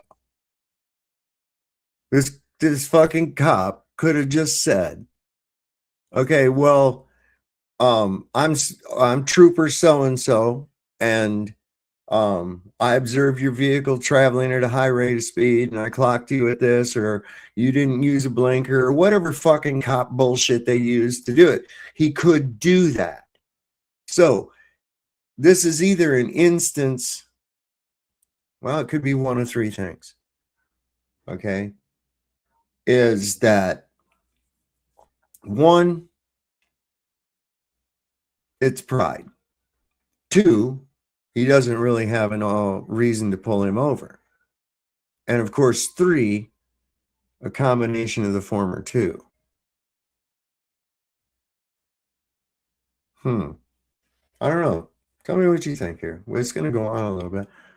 You're sitting so far behind. Just give it up. What are they arguing about in there? I'm not naming names, but you have to tell me, you know, who you are. Identify yourself. You do. I own this truck. You can run my tag number. Brand new tag, brand new license. Tell me why. There's my proof of insurance. It has my name on it right there. I don't have to hand this to you. All I have to do is just show you. He's right about that. I'm not trying to be difficult. I'm asserting my right. No, I'm a nice guy. I'm a really nice guy. Am I not being? You are, but I don't have to. I don't have to do that. Now, tell me why you put me over. Tell me. To step up a bit. No. In fact, I'm gonna lock the doors or I went up a little bit too. I just need to ask. I'm going to a friend's house in Columbia right now. I did one wide open throttle on my truck. I just took a 1,200-mile round trip. I wouldn't have admitted none of that. I wouldn't. You have to see, right? He's exactly right. That the onus of why you pulled me over, man. You can't just arbitrarily pull people over and say, "Give me your fucking driver's license." I have to have been doing something wrong. Yep. So even when they come up and say, "Do you know why I pulled you over?" Why would I know why you pulled me over? Why are you asking me to explain your actions? It's trying to get you to admit to something. Right. What it's trying to do. Right, you know what? right. Every time I've driven through Tennessee with out-of-state plates, I have gotten pulled over. Every single time. Going the speed limit, seatbelt on, don't matter. You're out-of-state plates, they're pulling you over every fucking time. Right? What, going down 40? Yeah, the big main drag that runs through there. Yeah. You go through 40, man. That's a civil asset forfeiture. Fucking sure it is. Corridor, man. Hard right there. Yeah. I drove through with the Massachusetts license plate. I didn't even have to fucking do anything wrong. As soon as I went by, they had the lights on immediately. Yeah. It's like, oh wow. And that's another big fucking bullshit too. That civil asset forfeiture shit. That's bullshit. They just declare that that's drug money and shit, and then you have to prove its innocence. And you know what their only thing of proof is? You know what that you have it. Their only well, no, not just that you have it, but that the dog smelled narcotics on it. Yeah. And false here's hits. the funny thing: you could get one of them cops to go, okay, you got some cash? Go ahead, get some cash right here at the bank. Let's go get some fucking cash out, right? We're gonna put it in this box. We're going to fucking have the dog detect whether there's narcotics on it. You know what? That dog's going to detect it. You know what else is going to happen? I would ask the fucking cop, dude, arrest the fucking bank now, right? Take their money. Go ahead and take their money. See how that fucking goes for you, asshole. All their money's got that fucking narcotics on it. Everybody, every bill you've got in your fucking wallet right Yeah, now. it's probably had has got- a yeah. line. It's probably Come on, rolled man. up as a straw a million People are times dumb the as time a you got it. motherfucker. And I you mean, know, but these fucking dogs are they only are correct like 67 to 72% of the time. Yeah.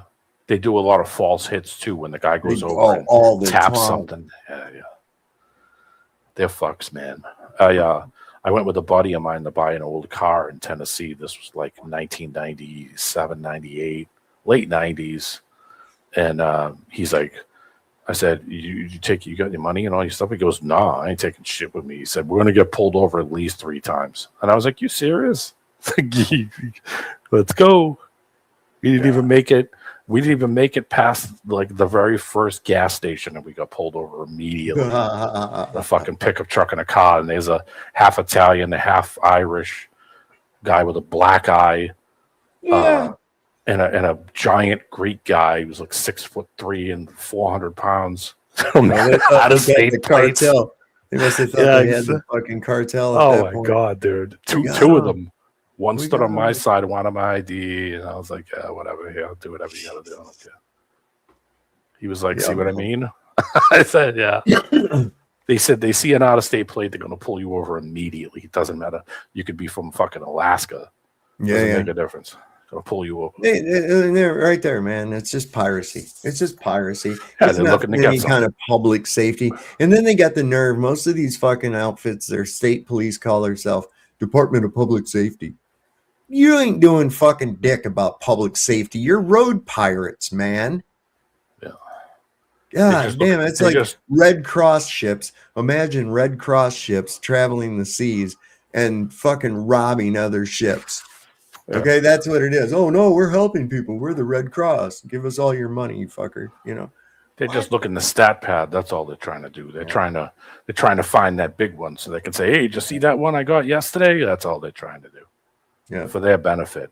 They don't give a shit about anybody. But this guy, he talks a little bit too much. He talks a little bit too much. You know, it's none of his fucking business where you're going, where you're coming from, and certainly don't tell him that you've given an open throttle fucking test. God damn it. You know, make him prove everything.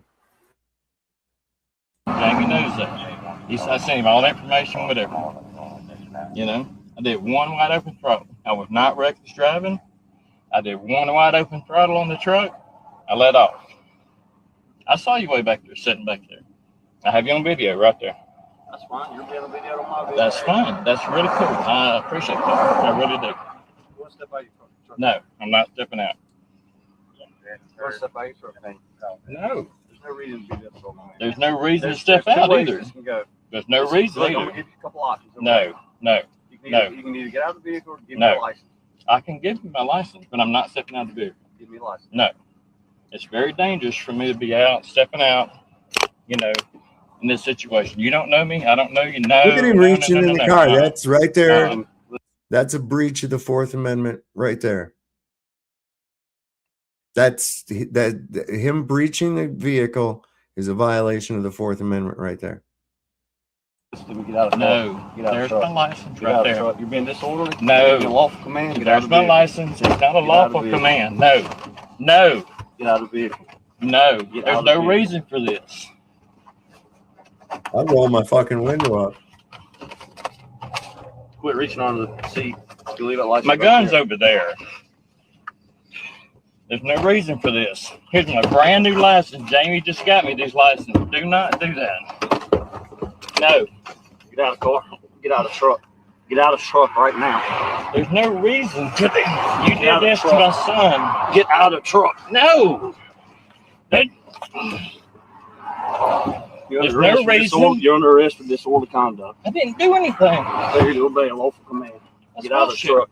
There's my Get out of the license right truck. there. No. It was not a lawful command because he was not under the authority of this cop at all. The cop had not stated any valid reason for pulling him over on the side of the road. He had not stated any traffic infraction or anything at all. Okay. He just started demanding papers. He walks up to the window and goes, papers, please. What'd you pull me over for?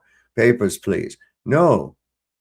Is this a legal reason for you to pull me over? What is the infraction that you suspect me of? It's the same thing if you're walking down the street. You can't just fucking come up and say, give me your goddamn ID. Why? Do you suspect me of committing a crime? Or am I committing a crime? What the fuck do you have? You don't just get to go up and start going papers, please. It's the same thing right here. This is the same fucking thing. You don't have any reason to pull me over. You just come up here to get my fucking papers. Yep, That's illegal. I think maybe the dumb cop might have understood it better if he'd have put it that way. It's not disorderly either. No, it's not. It's no reason for the stop in the first place. No, the cop can't be a complainant on disorderly conduct anyway.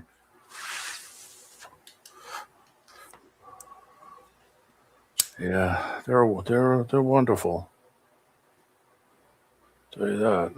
They're not needed. I know that. Dealt with that bullshit more than once. Right here, look at they're really saving people from this guy. What the fuck did this guy do that would warrant any kind of violent behavior?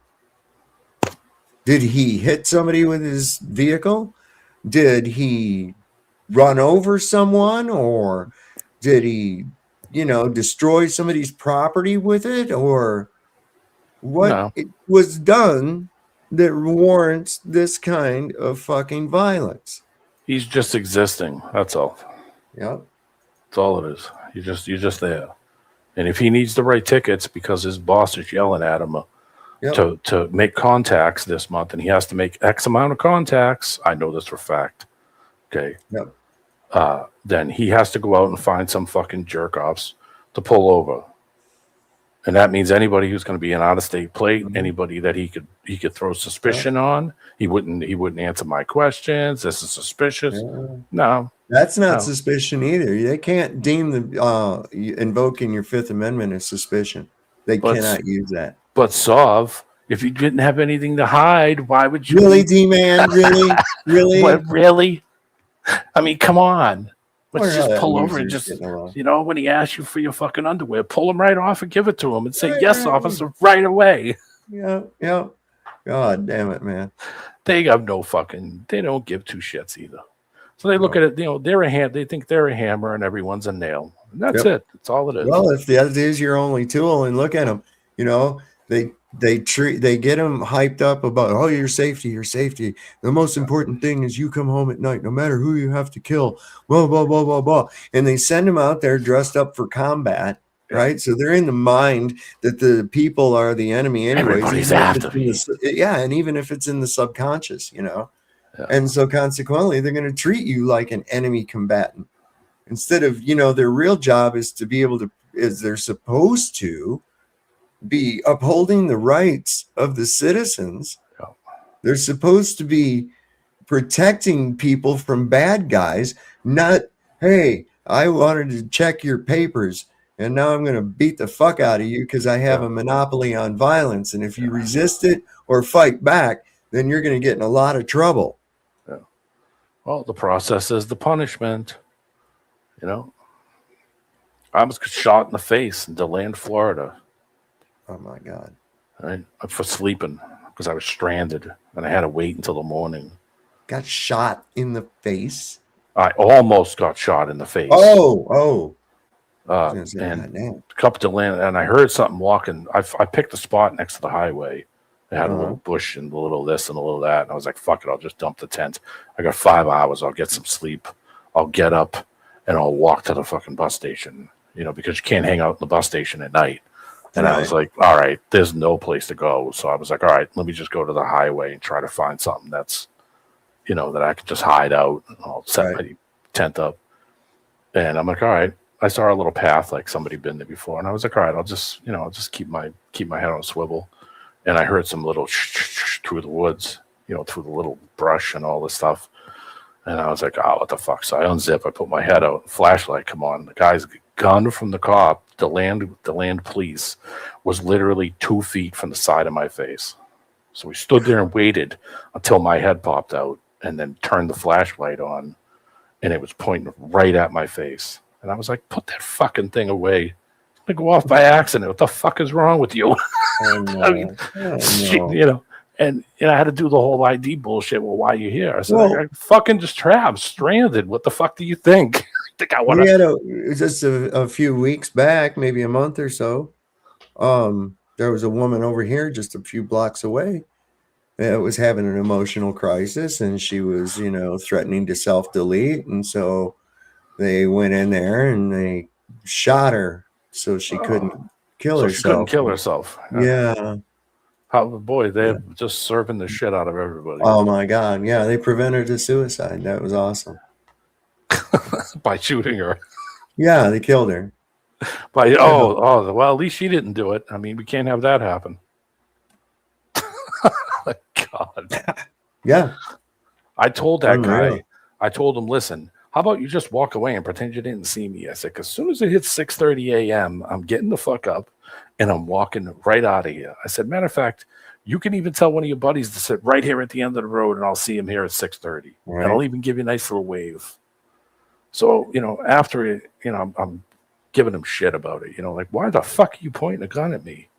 Why? For what reason? Right. There's no reason to have a gun on me. I'm not endangering you in any way. Why are you such a pussy little coward that you're afraid of every fucking thing? Like that thing I showed last night that the cops were fucking 4.5 hour standoff with a dead fucking mule deer. Yeah. God damn it, man. So you know, it doesn't surprise me. But this right here, this is just way too fucking egregious. Look at this, man. So what is it? We still haven't figured out what it is they pulled this guy over for. Has he even said it? No, the cop will not tell him. Yeah, so this is just a random stop. He just grabbed them randomly, 100%. Normally they'll tell you right off the bat, even if it's a fucking lie, and they'll just lie and say, "Oh, your light's out," or "You didn't use a blinker," or some kind of fucking shit. You know, they'll come up with some bullshit. That's why I have a camera in my car, front and back, but I have hidden camera inside the car, so that way if they grab it and rip it off, then I've got another one running that they don't know about. So. It's actually it's a motorcycle camera. It clips onto a handlebar. It's got these little small cameras. It's got 2 of them. You can add a third one, but it kills the resolution. So I put one in the front and I put one in the back. It records audio too.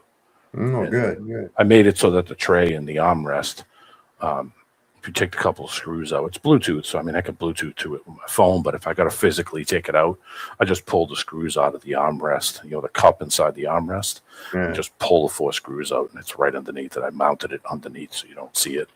Sweet. But you got to do shit like that these days, because if you don't have a fucking camera in your car, you're going to run into some fucking psychopath like this. You got. Hey, listen, man. That's why a lot of times if I see the cops and I'm happen to be going by or walking by or in that parking lot, I film the cops. I film the stop. I get up close. And I don't not gotten any shit. One time I got some shit down here at the Dollar General. And that's probably because I wasn't so much worried about filming the stop as I wanted to ask those fucking assholes why they can't park normal. Why they got to fucking make a big spectacle of themselves every time they pull in someplace. You know? I says, do you think that's fair to this business? Do you not know that taxes from this business and shit are what make your fucking paycheck and shit? Do you not know that? You know, you're hindering your own, you're shooting yourself in the foot by parking like an asshole. They don't get it. No. Well, I pay taxes. Yeah, that's some fucked up shit. No, you don't. You get paid with tax money and then they take some of that back and say it's taxes. Yeah. It came from taxes to fucking begin with. Where else the hell do you think it came from? Selling fucking services? Yeah, it came from somebody else. So the tax is actually just taken from me and the pay. And I have no say about it either. It's like, bullshit. Fuck them. Anyway, let's get out of this. No. Stop it. Get out of the truck. Stop it. Get out of the truck. Get out of the truck. You can call Jamie Atkins right now. Get out of the truck. I have my license on. I have my seatbelt on. I didn't do anything wrong. Get out of the truck. No. You call R37 right now. Get out of the vehicle. No. Get out of the truck. No. Stop it. There's no reason for this bullshit now. I tried to tell you that. You smell like you've been drinking. No, I'm not Get out of the truck. No. Get out of the truck. I'm gonna No. tase you. You understand? Get out of the vehicle. No. Get out Tase of the me if you vehicle. want to. Get out Tase of the me. vehicle. Get out of the vehicle. Tase me. Tase me. That shit don't bother me. You understand? Get out. Stop Get it. out of the truck. Stop it. Get out of the truck. Stop it. Look, stop it. Why are you saying he said that shit don't bother me? And he's like, what the fuck, man? That's beast. That's beast mode shit. Quit reaching. Quit reaching. I'm not Quit reaching. Quit trying to put gun the is over goddamn. there. Stop it. There you go. Oh, Yep, that's an assault. Yep. Yep, that's an assault. Stop this. Yep. De-escalate. Haysburg. You hear me? Haysburg, give me some assistance here. I need assistance on traffic stop. Stop it. I haven't You want to piss him off, knock his little Boy Scout hat off. He'll really get mad. done anything wrong. It's an assault. Yeah, it is. Does it have any information under the video? I ain't done anything. I don't think so, no. I don't know. I'll look real quick. I don't know if this is Isaiah Israel's channel or not. You know who he is, right? No. We the People University. You ever Okay, see those yeah. videos? I'll look it up. He's a black guy. He's a former cop. And not like Tatum. Not a bit. Pretty cool. Yeah, it's called We the People University. His name is Isaiah Israel. I don't know if this is his video or not, but yeah, you probably got it. Haysburg, I need some assistance. Highway 98, westbound. I haven't done anything. You got a subject not want to exit the vehicle. That's right. No reason. Stop it. Get out of the truck. Okay, Now. you saw me. Get out of the truck. You saw me. You saw me at Rose. Get out of the truck. You saw me at Rose's barbecue. I don't care. I'm not a violent person. Well, you are being violent. Get out of the truck. No. No. No.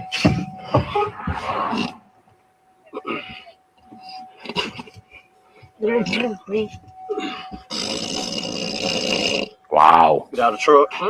Get out of the This truck. is violent. Get out. Where is gun? Get out. Back me Get gun. out. Step out of the truck. I'm here to help. Put your hand. oh my God. Oh my God. Here comes Mr. fucking holster sniffer to help Mr. the White Knight. goddamn Oh, road do you need pirate.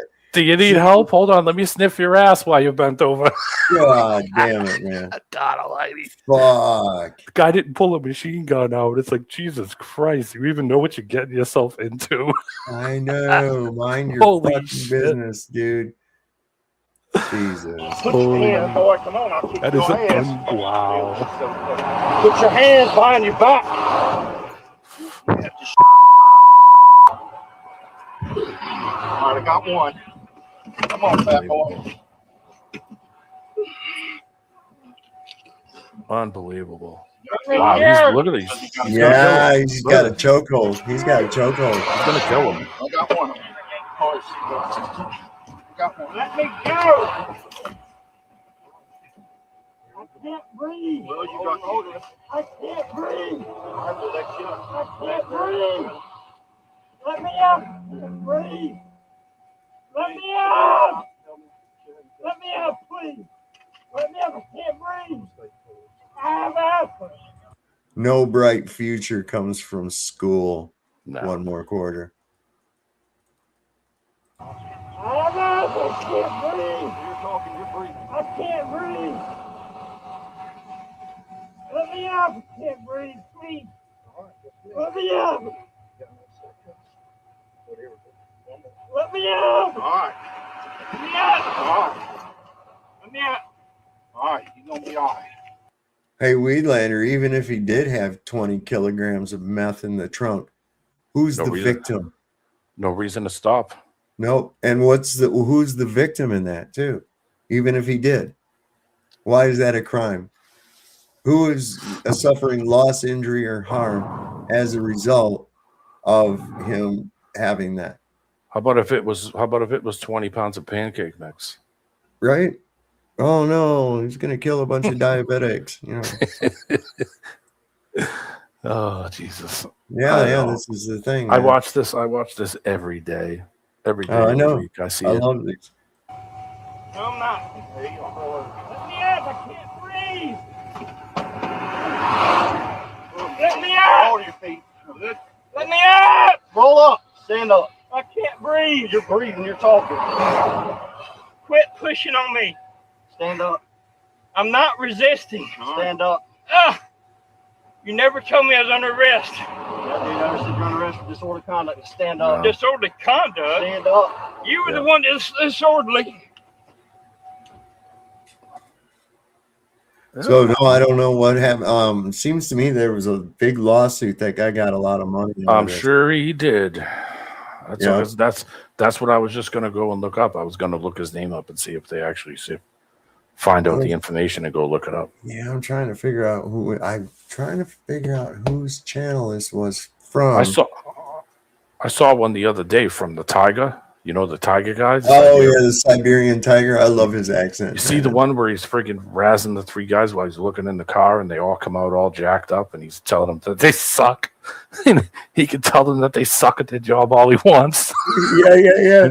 I'm like, oh my God, this guy's got giant bowling ball balls. Yeah. Holy shit. Yeah, they didn't do nothing. They walked away and left him standing there, and he just went right back to what he was doing. It's like, Listen, they know who the fuck he is now.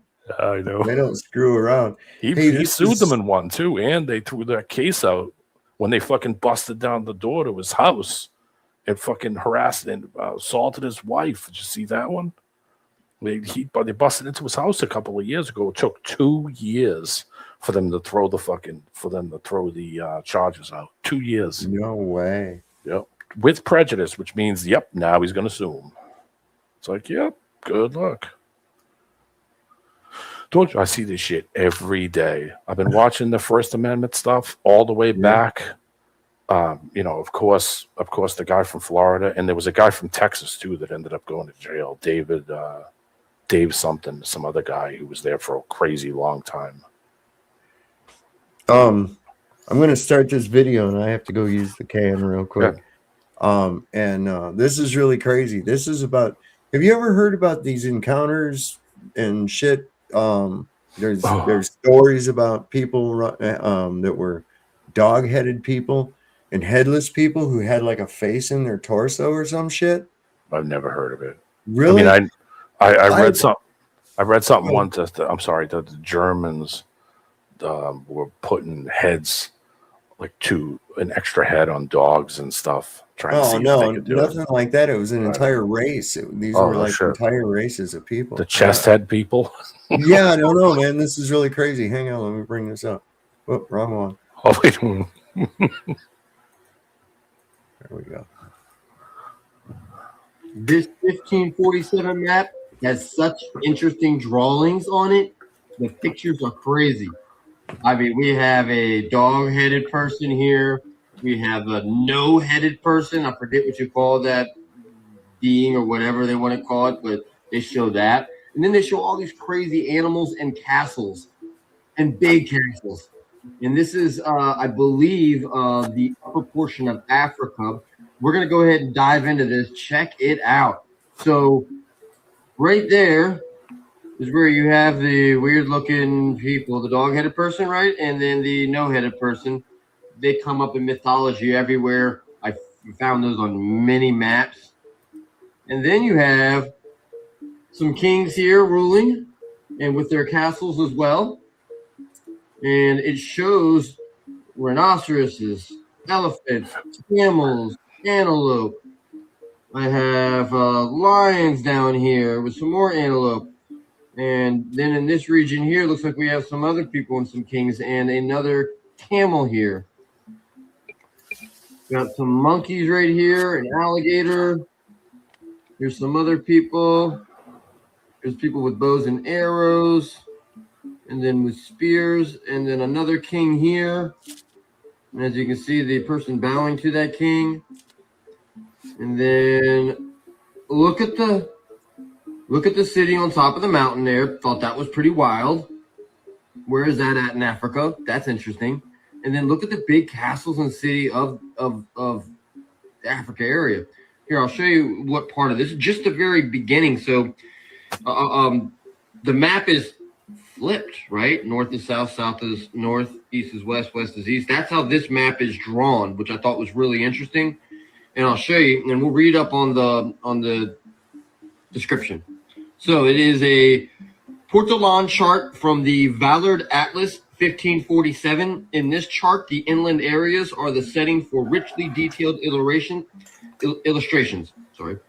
Some were from travelers' tales, some were from long-held myths. Note the lines that crisscross the chart, which allowed sailors to plot their course. Pretty cool. Yeah, you can see all the crisscross lines here. It allows them to plot their course here.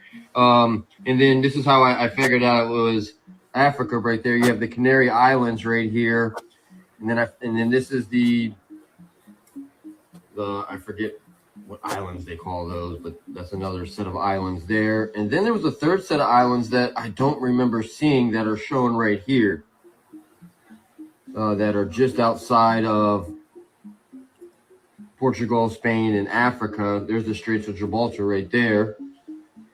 And it even shows details of going across the sea. You can see just a little bit right there. So I think this is a part of like other maps, and they only showed me a couple in this book, but it was still really interesting to see all the different people in here and how everything is built out. I mean, look at all the cities through Africa in 1547. Remember this, 1547.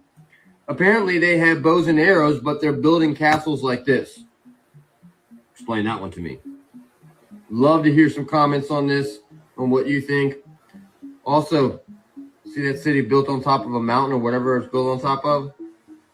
How'd they get all the material up there? Just find it really interesting. You see some more castles as we're going, and then you'll find more and more as we get closer to the Mediterranean Sea, which that's that area right there. Anyways, interesting drawings. Really interesting finding, those again right there. Thought those were really interesting. They show up a few times here and there for these mythology things. Yeah, see, those chest-faced people, there's actually these legends and shit, I guess. Now they're legends, but are they actual accounts of a race of these people? They didn't have a head, that their face and shit was in their chest. And I wonder if that's maybe a carryover from Nephilim or something. Maybe they still exist. You know, we don't know everything. I think they're hiding land somewhere, and not necessarily beyond Antarctica. I think right here. Possibly. You know, there's a huge area of the Pacific nobody goes in. You know, because it's dangerous. There's no refueling. There's no land. Oh, I find that hard to believe that there's land everywhere else, but this vast area of ocean where there's no land at all. I found a rare two-headed person too. I put the picture down on the bottom. No, I saw that movie. I saw that movie. Right? I saw that movie. It was Ray Milland and Rosie Greer. Yeah. And Ray Milland was like a racist, but he was rich, and the only person they had compatible to hook his head to was Rosie Greer. That was a bad movie. That really was a bad movie. Yeah. Let me see something here real quick. It's the Man with Two Heads, 1972. Yeah, I was wondering if it was The Thing with Two Heads or The Man with Two Heads. Yeah, my dad and I watched that. laughing our fucking asses off at that movie. It was just like, oh my God, this is terrible. This is so funny. Anyway, I found some shit on the dog-headed people that I was talking about. They call them cynocephaly, I guess. But found a little short thing on that real quick. We can maybe get some info on it if you're interested. Whoops. Let me take that down and add that up. Welcome, curious minds and seekers of ancient oddities. Today, we unravel a tale so bizarre it will have you tilting your head in confusion, just like a good boy hearing a strange sound. We're talking about the cynocephaly, the legendary dog-headed people. Imagine a person. Now replace the head with that of a dog. Boom. Congratulations, you have just envisioned the medieval cryptid known as the cynocephalus. The cynocephaly weren't some minor mythological footnote. They were everywhere. They first popped up in ancient legends, with sightings reported from Egypt, Greece, India, and basically anywhere historians were feeling particularly creative that day. Even Saint Christopher, yes, the same guy from your grandma's dashboard, was rumored to be one. All right, let's get to the real question. Why on earth would anyone think that there were dog-headed people walking around? There are a few theories. Some scholars thought these were just regular people who were, let's say, hygiene challenged and had wild, unkempt hair that made them look a little too wolfish. Others believed the dog head thing was actually symbolic, meaning they were fierce warriors who fought with animalistic aggression. But the best theory, ancient historians just really loved spicing up their travel stories. Yeah, we met some traders, bought some spices, and oh yeah, encountered an entire civilization of dog people. Crazy, right? Talk about clickbait before clickbait was even a thing. Now, time to put our detective hats on. Did the cynocephaly really exist? Unsurprisingly, no actual archaeological evidence has ever been found. No fossilized bones, no ancient chew toys, nothing. Most modern scholars agree they were a mix of myth, mistaken identity, and a medieval game of telephone gone terribly, terribly wrong. Some speculate they were inspired by distant cultures that had different customs and appearances, leading to wild stories that grew into full-blown legends. Mm-hmm. Others just think medieval travelers had too much wine and not enough common sense. Some ancient scholars believed it was punishment, a physical reflection of an uncivilized or bestial nature. And then there's the possibility of lost translations. Maybe dog-headed really just meant ferocious warriors with a smelly breath. If you enjoyed this video, be sure to subscribe. Don't. So, just kind of a little introduction that there's legends of that. We do see artistic expressions of it, but what do those actually mean? We don't know. Are those symbolic? Were they a type of headdress that was worn? You know, like in the hieroglyphs that we see, and we see these things in statues and things. So I don't know, but yeah, these other things that I was talking about, what do they call them? Blemmies. Have you ever heard that before, D-Man? Blemishes? That's no. It's just a blemmy. Their faces are on their chests. No, I've never seen that ever. Okay, so yeah, that's what I was talking about. Let me see if I haven't dated any women yet, so I mean, I couldn't tell you. Those aren't eyes. Look. I threw a link in private chat for you from that video. You ever run across a woman who that her nipples like look different directions, like completely? Yeah, one bigger, one smaller. I've seen. Yeah, it's really kind of weird, isn't it? I don't like them great big old cookie nipples. I threw a link in private chat for you from that video that you just played before that one. The Valid Atlas 1547. I found it in PDF. Oh, cool. Let's see if we can get into that here. I threw it in the chat too. It's the full version, supposedly. Oh, wow, it's in English and shit too. Interesting. I'm going to go over this thing. Maybe we'll do a show on that. That's great. Thank you. 1547. Yeah. See, this is the thing. They have gone hell bent to erase history. We know that. But they haven't gotten it all. And then a lot of people are kind of onto their fucking tricks. They're onto their game. You know what I'm saying? Yeah. So here's that thing about those blemmies, man. This is pretty cool.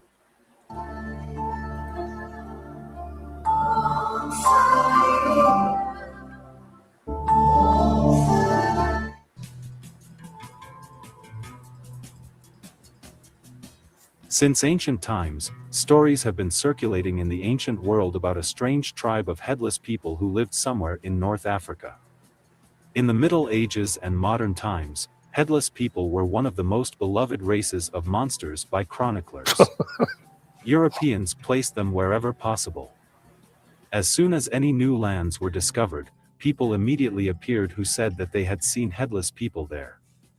So headless people appeared in India, America, and even Siberia.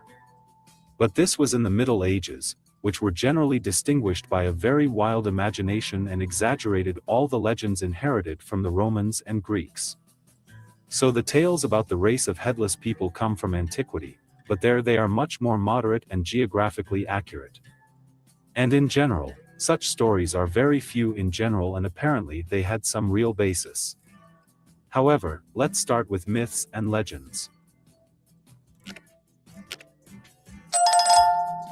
The blemmies were first described this way 2,500 years ago in the histories, the 5th century BC writings of the Greek historian Herodotus, headless creatures with eyes in their chests, or so the Libyans say. According to Herodotus himself, these creatures inhabited the western part of Libya, which is very mountainous, densely forested, and teeming with fauna. In addition to these headless creatures, there were many other strange creatures in this part of the world, such as huge snakes, horned donkeys, and dog-headed creatures, and the historian makes it clear to his readers that these are not mere fables. Herodotus, however, does not give a specific name for the strange headless people of Libya. Where they had a brain, or whether they had one at all, Herodotus did not say in his notes. But he did indicate their place of residence, on the eastern edge of ancient Libya, and also gave them a name, Acephali. And that's all. That is, no specifics, except geography. This fragment is about North Africa. And after Herodotus, there is no information about the headless for more than 600 years. They appear again only in the 1st century AD in the work Chorography by the Roman geographer Pomponius Mela, and already have a common name. The blemmies have no heads, and their facial features are on their chests. And again, we are talking about North Africa, and even more specifically, about Libya and Ethiopia. Further, all historians basically repeat the information of Pomponius Mela. The blemmies are found in Pliny the Elder in the geographical description of Africa in the 5th book, or rather, in his treatise, Natural History, where he talks about the blemmies tribe in North Africa. The blemmies did not have heads, their mouths and eyes were located in the same way as in Herodotus, that is, on the chest. Aulus Gellius recalls the blemmies in the 2nd century, and a little later Solinus mentions them. And they all place them somewhere in Africa on the border with Egypt. Maybe I'm thinking maybe they were just maybe they just had bad posture. You know what I'm saying?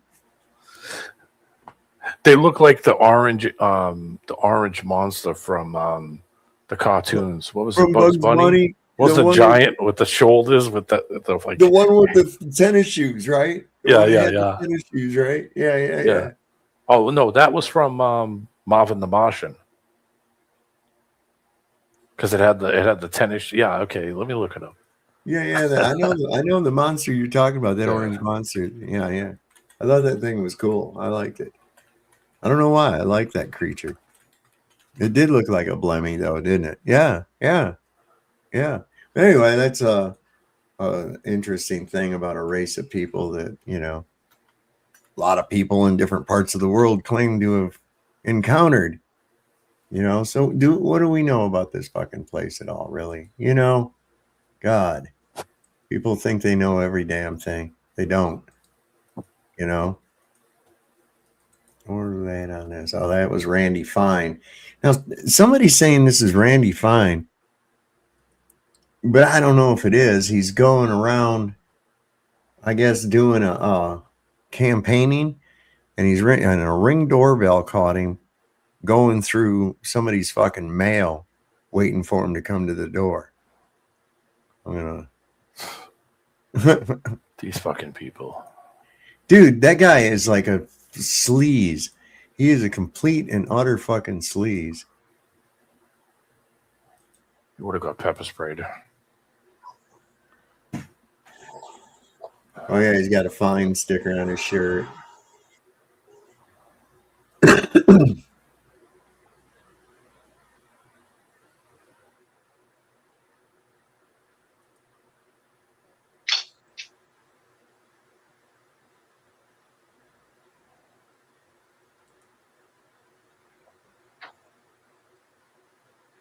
Great day in the morning.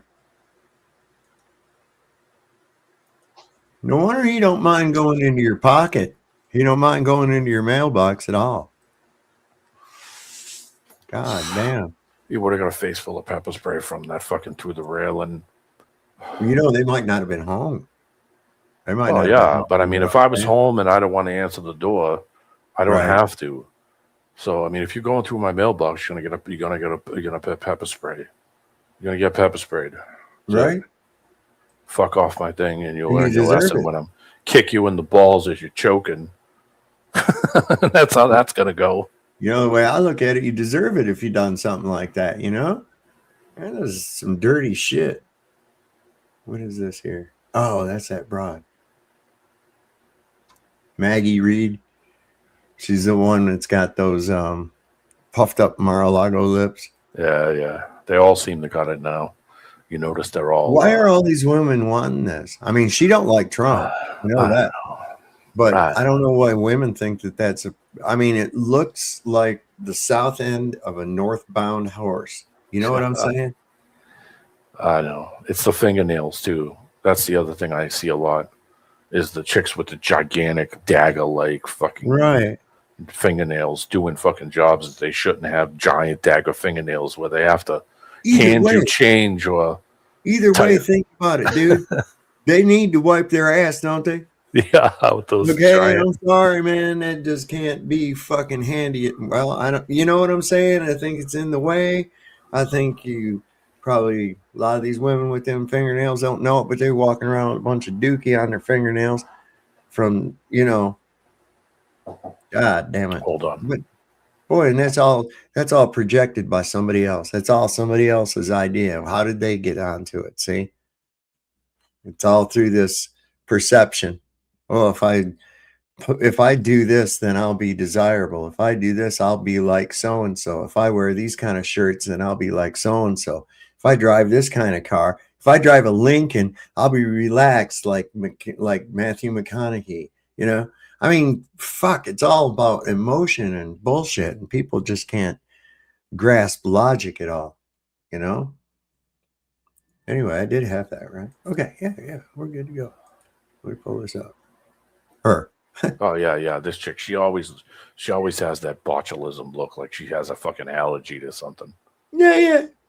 Donald, question over here. Sure. Are you going to improve the conditions of the USS Abraham Lincoln? The Lincoln has been out there for a period of time, good period of time. But over the years, we've had them out there much longer. Actually, the Lincoln has been deployed for over 250 days, which is a record.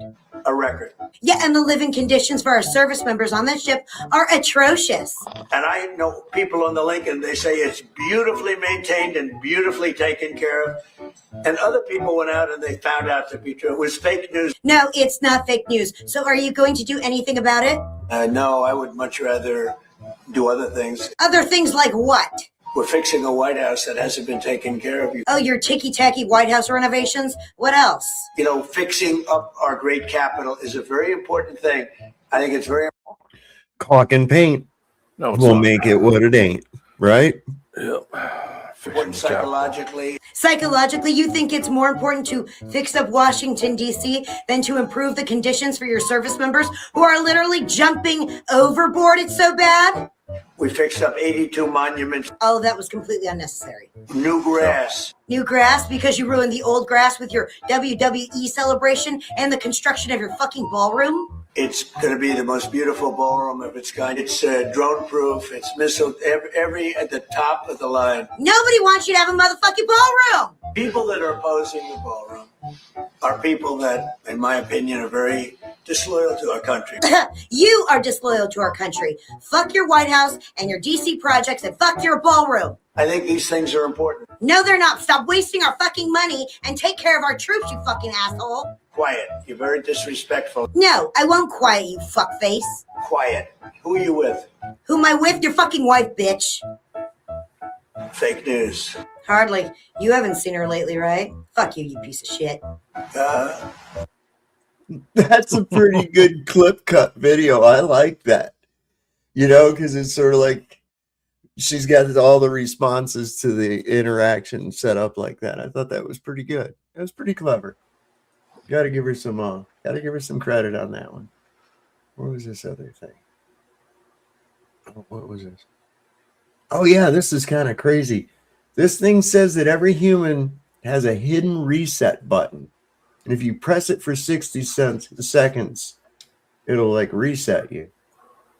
Do you believe this? Well, the Indians have a little red dot you can push. Not reason. Not the casino Indians, the 7-Eleven Indians. Yeah. Okay. The casino ones, you got to pull the headscarf, and that stops them. I'm just kidding. You got to get the right combination of feathers.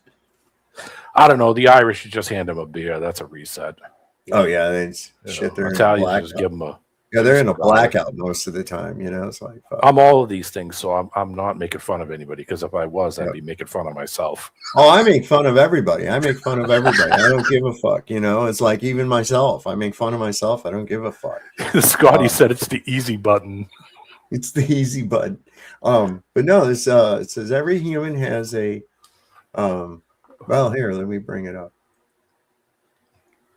Oh, and good. It's some kind of a AI British voice. That's it. Ayo, I'm offended. How dare you? I wonder, hey, maybe that's why they can go up to you and hit you with a fucking meatball blackjack on the thing. You know, should we actually teach people this? I don't know. There is a spot on your body that has been there since before you were born. You have touched it thousands of times without knowing what it was. It sits at the base of your skull, just where your neck meets the back of your head, a small hollow where two tendons frame a corridor of bone. Press it right now. Use 2 fingers from one hand and find that soft depression. You do not need to push hard. Just hold it gently. What you are touching is not a pressure point invented by some wellness trend. It is the external landmark of one of the most powerful regulatory pathways in your nervous system. Neuroscientists have been studying this location for decades, and what they have found keeps changing the conversation about how human beings recover from stress, illness, trauma, and the slow erosion of modern life. Most people live their entire lives without ever activating this reset deliberately. They carry tension they cannot name. They wake up tired. They cannot turn off their thoughts at night. They reach for coffee, for wine, for distraction, for anything that shifts the feeling, even temporarily. What they do not know is that the solution has been built into their body from the moment of conception. It is not a supplement. It is not a breathing pattern you need to practice for months. It is something you can activate in 60 seconds, and your body already knows exactly what to do when it feels that pressure. This is not about relaxation in the vague, scented candle sense of the word. This is about something far more specific. The structure you are about to activate sits at the convergence of your autonomic nervous system, your immune communication network, your heart rate regulation, and your inflammatory response. When you activate it correctly, you are not just feeling calmer. You are creating measurable change at the level of your physiology. Your body exists in a constant negotiation between two states. The first is the sympathetic state, which most people know as fight or flight. The second is the parasympathetic state, which governs rest, digestion, healing, and repair.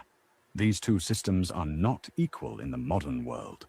Chronic stress, screen exposure, poor sleep, and unresolved psychological load push most people into a persistent sympathetic tilt. Their bodies are running a threat response that never fully resolves. The muscles stay tight. Digestion slows. Sleep architecture fragments. The immune system becomes dysregulated, sometimes overactive, sometimes suppressed. What researchers at Johns Hopkins, the HeartMath Institute, and multiple European universities have studied is the mechanism by which deliberate physical contact with specific anatomical landmarks can interrupt this pattern. The location at the base of your skull is particularly significant because of what runs through and near it.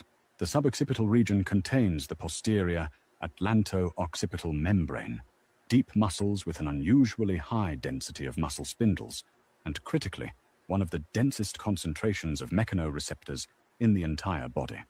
When these receptors receive steady, moderate pressure, they send a signal upward into the brainstem that triggers a cascade of parasympathetic activity.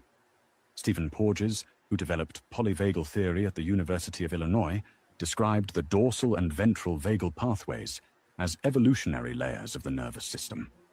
The ventral vagal circuit, the most recent in evolutionary terms, governs social engagement, safety signaling, and the capacity to feel connected rather than threatened. Activating this circuit does not require a therapist or a pill or a multi-week protocol. Wow. You know, I was thinking while that was going that even in that location of that, it's interesting, you know, with dogs, it's their mothers pick them up by that very spot right there on their neck. And it's not a traumatic thing to the animal. In fact, up into adulthood, a lot of times, of course, given that the dog's not too heavy, but you know, like that little one of mine, I can pick her up like that and it doesn't bother her at all. In fact, she's got like on her, it's really quite simple. I wonder where she's at. Hey, Cece, come here, Cece. I want to show the audience something on you. Come here. Come here, Cece. I don't know if she can hear me. She might be downstairs. Probably is. She's not in here. Anyway, she's got almost like a little tuft right back there in that same area. Cats, you pick them up by the back of the neck when they're crazy aggressive. They pull the skin back behind the neck, and then they put a freaking paper clip, one of those binder clips on it, and that just like it almost deactivates them. Then they don't freak out. It's funny because my cat, you couldn't, if we took it to the vet, it would freak out.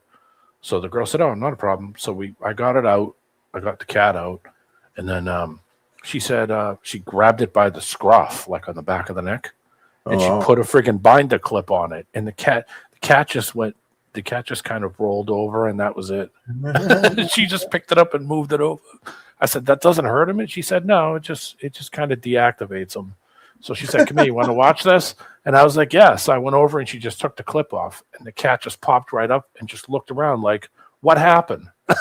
Wow. What happened? And I was like, "Holy shit, that was wild." So that kind of does add credence to this because, you know, there again, the same type of structure and everything else like that, that same location, boom, you know. Wow. That's crazy. What are they saying here? The Lincoln wasn't resupplied because Hegseth hid that Iran destroyed the main U.S. base. He hid that information, and that's why the people on that ship are suffering. Well, because they ain't got no supplies. God damn it, man! These people They're stupid. Why don't they just fly something over there, drop it from high up, and have a boat go out and get it, pull it up, and pull it on the ship? Like, they're fucking retards. I don't know why. Oh, I know. Why not airdrop? Just airdrop it. Airdrop it, right? Have some small boats. They got small boats on board that they can go out, you know, and get the grab it and come out. Supplies with. Helicopters, whatever. Yeah. But the reality is that's a long distance. They don't have anywhere that they can really have why? it be But wait a from, minute. yeah. How about Israel? Why can't they do it from there? Well, that's a long ways, man. Israel's way over on the other side of all that bullshit, right? Iran's only 2 countries over away. here. Yeah, but they're huge countries, dude. I'll have to look and see how many miles it is. I think it's like 1,000 miles or something. I don't think it's really crazy. Hold on. Plus Israel is completely under attack. I wouldn't be surprised if any attempts, and we've had a lot hidden. And if I can think of this and you can think of this, surely someone in the Defense Department has thought of this. And perhaps any types of logistical flights have been met with resistance and they can't get it through. Oh, yeah, that is a little bit. That's a possibility because those areas they got to go through. They got to go through Houthi territory. Those Houthis are the blowfish. around. Oman. Yeah, the blowfish are nowhere to be found. They skedaddle. Fuck Houthi. It's about 2,000 miles from Israel to. All right, that's a good ways, man. Yeah, that's 2,000. Fucking good ways. I mean, but can't they? They got all these resources, and we're the best, and we have this, and we have this, and why don't they drop it from space? Why don't they have Artemis go in there and drop it? There you go. Yeah, Artemis.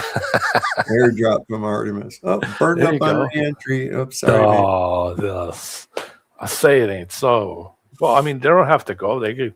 Why don't they grab that old solar plane there and have that thing fly? That's super high altitude. But the SR-71, they could drop it from. They put balloons on it. They got all these balloons all over the place. The SR-71 is designed to carry any kind of payload. I'm not just strap it on the back. Yeah, just fine. No, that is a difficult quagmire, and I said this, man. I said this is not going to end well. I said this is going to be impossible to support logistically. Okay, and I didn't even realize the dire situation with the weaponry. Okay. I was like, oh, fuck, yeah, that's right. It takes them a long time. They're just shooting it willy-nilly, and it takes them a long time to replenish that, Somewhere in time said, send in the Zeppelin. There you go. Send in the Zeppelin. That would be a good one. Now, would that be the Zeppelin 1, Zeppelin 2, Zeppelin 3? Would it be? Any of them will work. House of the Holy. Which one do we send in? I'm sorry, I'm goofy. Yeah, that was kind of like a name that got coined, Zeppelin, onto airships, rigid airships, dirigibles, they were called. Kind of like how Xerox has been fastened to copiers. Yeah. Even it can be a Canon or a Kyocera with somebody. You still say Xerox. Go make me a Xerox of this, right? Yeah. Yeah. That's the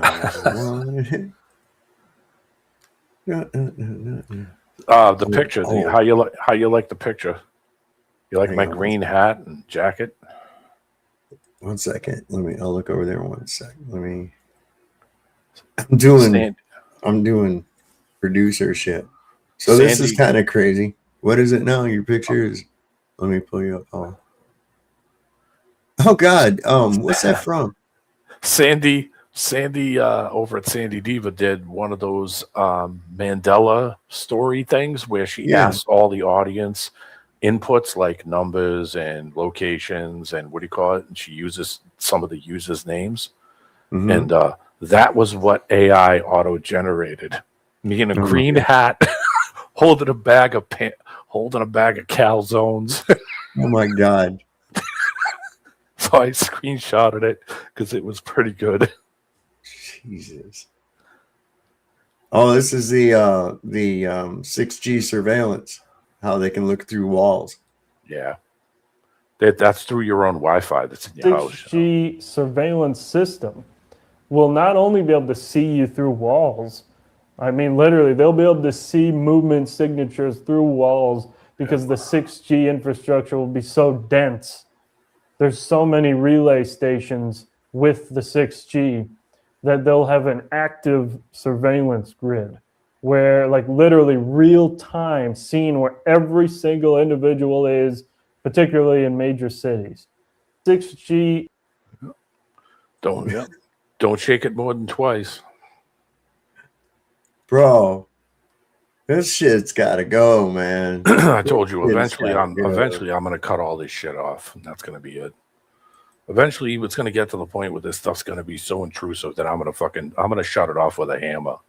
And that's what's going to fix that You'll problem. have to. That'll be the only way I'll to be like, really smack. Sure. There you go. Now it's off. As I fucking slam it with a framing hammer endlessly and burn it in the fireplace. Be like, there you go. Now we fixed that problem. Yeah, we went there. Oh yeah, here's a woman that was jailed for 2 weeks because of flock cameras. Another bad read.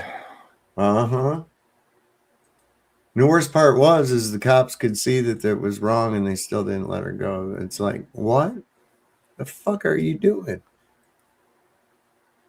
Yeah, they're up to 7G now. Jesus. What's next for you? How do you move forward? Therapy. Lots of therapy. A woman was placed in jail for 13 days and initially charged with 8 felonies after a flock camera flagged her Durango as the hit-and-run vehicle that killed 3 people. I was extremely confused. I kept telling them they had the wrong person, the wrong vehicle.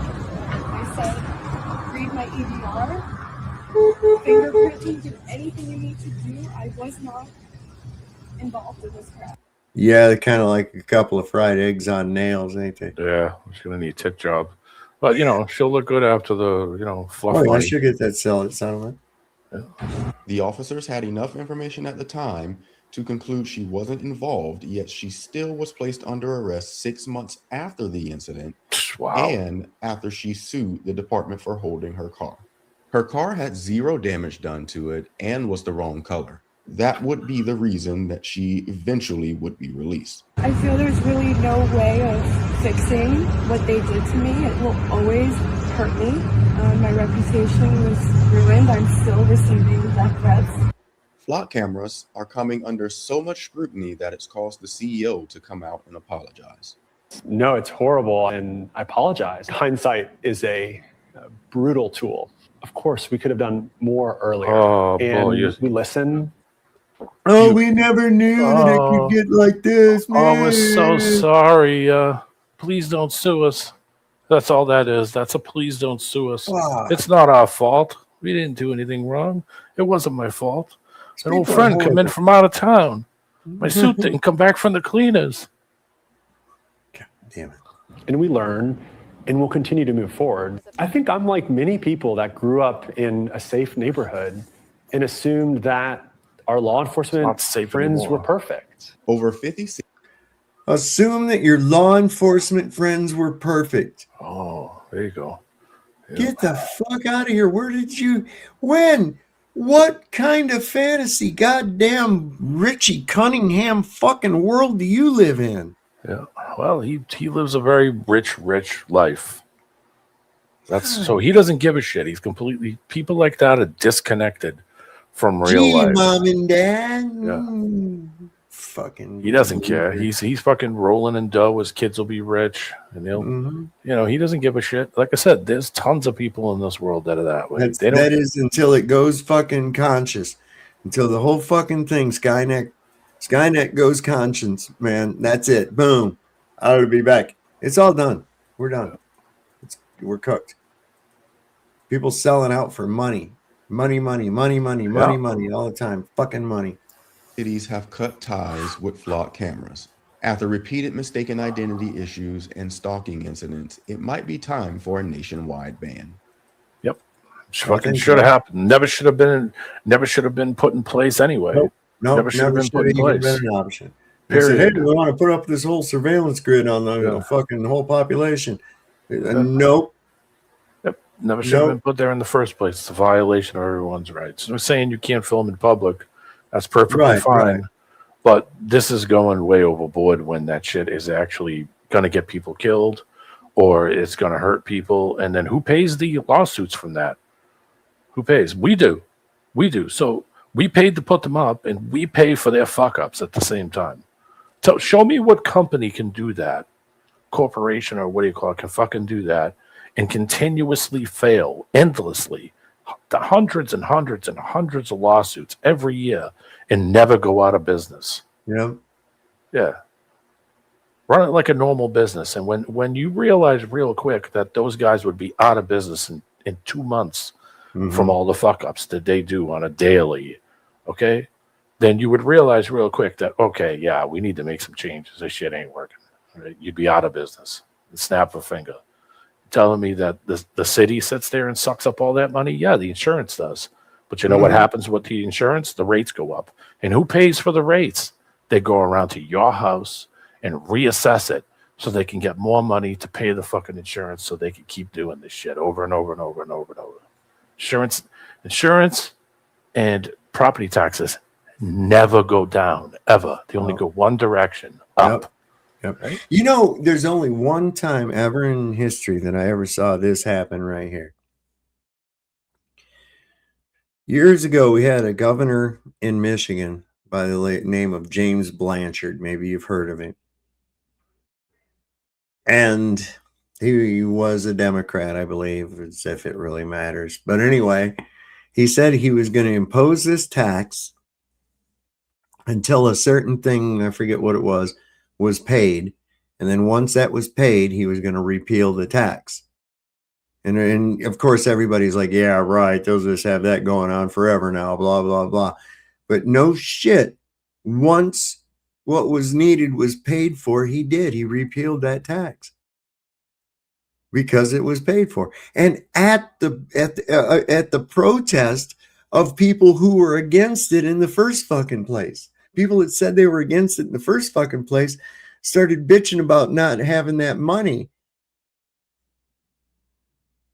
because it was, you know, designed for a purpose. The purpose was fulfilled. He got rid of it. And they wanted to keep it going. The people that opposed the fucking thing. It's like, what in the goddamn, man? The state of Massachusetts built a giant highway. It runs from the South Shore all the way to the border of New York. It's called the Massachusetts Turnpike. Right? They created a whole big giant. They cut through, took people's houses, cut through mountains, did all kinds of shit to build that thing. You know, big giant hills, cut through the whole thing to build that thing. They said, the minute it's paid off, we'll pull the tolls off the road and it'll be free and open for anybody. The day that they were supposed to pull the tolls off, and the tolls are still there to this day, except now what they do is whenever they need money, whenever the state needs money, they sell the toll booths out to a foreign company who then hires their own people to collect the tolls. They give the state a little chunk of money, however how much it is. I mean, it's ridiculous to drive that road. And then they do it through contract. So it's the actual company that runs it is from Spain. It's a Spanish company. I went on this toll road in West Virginia, right? I was going down this toll road, and they charged me $4 to get on it, right? There's a little booth there, and they charge you $4 to get on it. So I get on it, and I drive, and I go a long ways, and then I get to where I'm getting off of it, right? Well, then they charge me $4 to get off the fucking thing. And I'm thinking to myself, now, wait a second. Why didn't they just fucking charge me $8 back there where I got on? Did somebody have to take the money when you have to stop? Yeah, there was a guy in each one of the booths. Okay, so I'm thinking that, so wait a second. What would happen if I don't have the $4? You're going to make me live here on this fucking toll road? I have to get off it at some goddamn point, so why didn't you just go ahead and charge me $8 for the whole fucking thing and then let me be the free on my way? And so I asked him that. I said, well, why didn't they just charge me $8 to get on it and then be done with it? And he says, well, then I wouldn't have a job. And I looked at him and says, I'm okay with that. I'm okay with that. You're obviously it's an unnecessary job, right? Why don't probably wouldn't need a toll if they didn't hire you fucking goofballs, Why don't they just charge you $1 and say 50 cents here and 50 cents when you get off and just have a little automated bucket machine that you just throw the 2 coins in and that's it. It's over and done.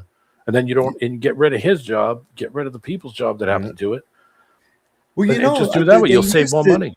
They used to do that because I remember the bucket coins. You It throw it at the wasn't that wall. much. Yeah, because I can remember when I was in Florida, Ching, ching, ching, ching, and it that makes was the in noise. '77.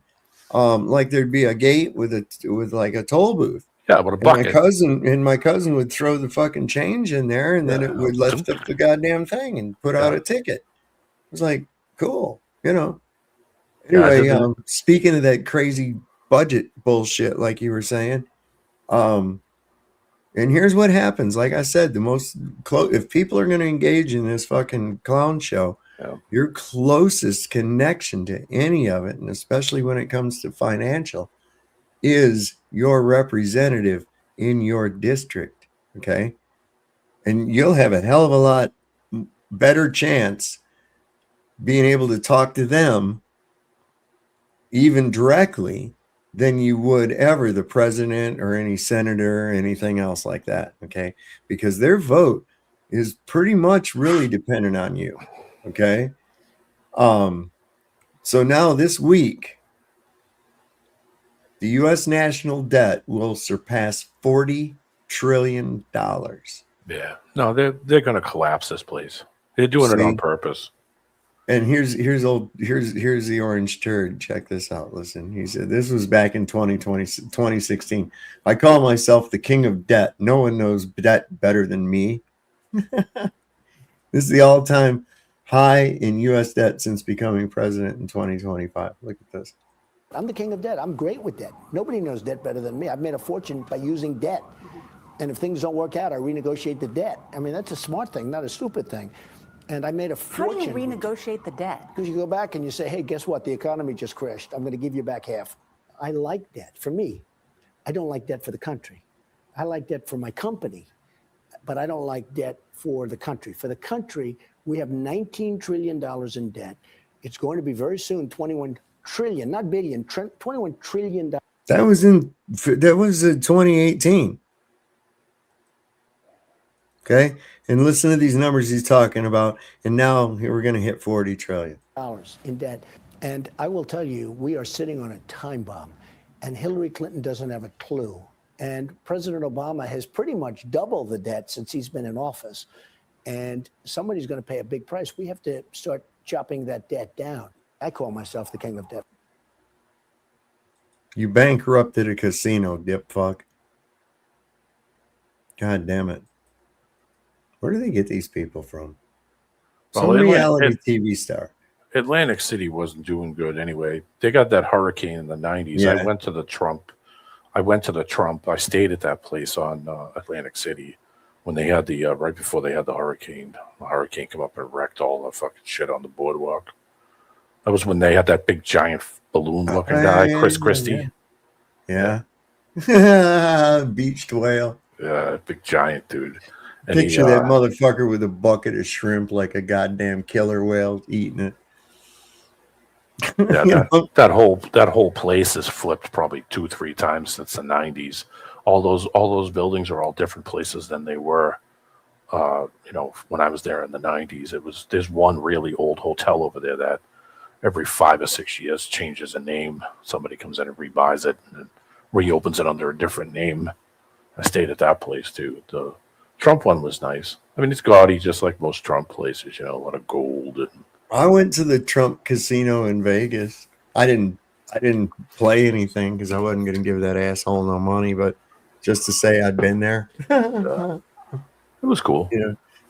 I sat around and played slot machines and drank. I'll tell you what I thought was pretty impressive casino was Aria. Have you ever seen that one? No. It's owned by the Chinese. And it's really modernistic, man. It's a pretty cool place, man. It's a pretty cool casino. Look it up on there. Look up Aria Casino in Vegas. It's fucking pretty badass, man. But I was gonna show, I forgot what this was now. Oh, this is about the Bolshevik Revolution. It says that the Bolshevik Revolution was the greatest human slaughter of all time. Through starvation, torture, execution, and gulags, the Bolsheviks persecuted and exterminated nearly 66 million Christians. And who were the Bolsheviks? Yep, take a wild guess. Let's find out. Find out what's in the mystery box. Behind door number 3. You must listen to me because I have this beard and this voice. Here we go.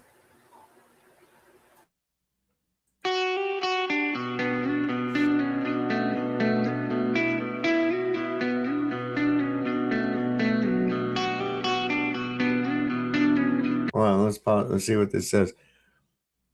How Jewish was the Bolshevik regime? The Times of Israel. Putin. First Soviet government was mostly Jewish. Ethnic Jews accounted for 95% of the Bolshevik central government, 92% of the Gulag commanders, 78% of the regime's commissars, 54% of the generals in the NKVD, 41% of the high-ranking officers in the Soviet secret police, and 38.5% of the senior posts in the Soviet security apparatus. Wow. Needless to say.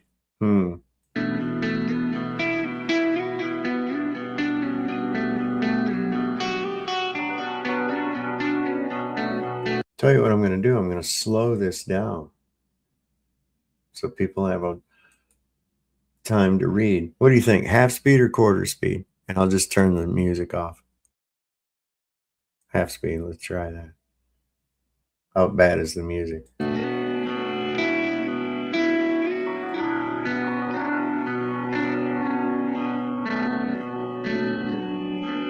Damn, wonder why they all doing that. They must all have a cold right hand. You think that's what that is? Yeah, it must be. Their right hand is cold.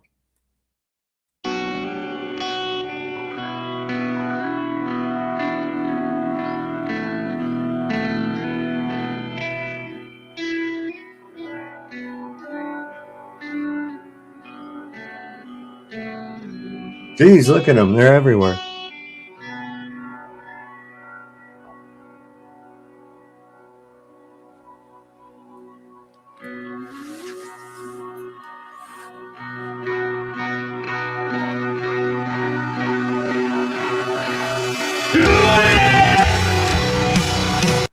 I don't want to hear that screaming. I can put my own music on if I want to. Look at there. Trotsky and Lenin. Jesus. Without Jews, there would never have been a Bolshevism. For a Jew, nothing more is insulting than the truth. The bloodthirsty Jewish terrorists have murdered 66 million. Look at that, man. That's the real Holocaust.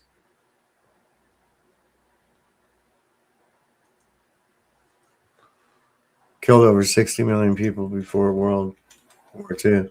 See, and this is how brainwashed fucking people are. You know? They don't know anything about that. You know, I also, D-Man, I got to thinking about them goddamn bones and them catacombs and these ossuaries and all these places where they got that shit, and they're all arranged in all these decorative patterns and everything. And that looks like, I think that there was some kind of a fucking genocide that took place, man. A systematic genocide of a lot of people in a short period of time. France has the catacombs. Yeah, and then there's Odessa. There's one underneath of there. There's they're everywhere. They're even under some of the cathedrals in New York City. I think they wanted to hide it. That's too many. All these people, that's a lot of fucking people, man. That's a lot of fucking people. Ukraine, they starved 3 to 7 million in Ukraine. Bullshit. No shit. Yeah. Huh. You know, people are just stupid to this shit. Nobody reads any of it. So they're just like, oh, whatever, that happened before I was around. It doesn't matter. All right. You're doing to repeat it over and over and over. Yeah. People don't learn.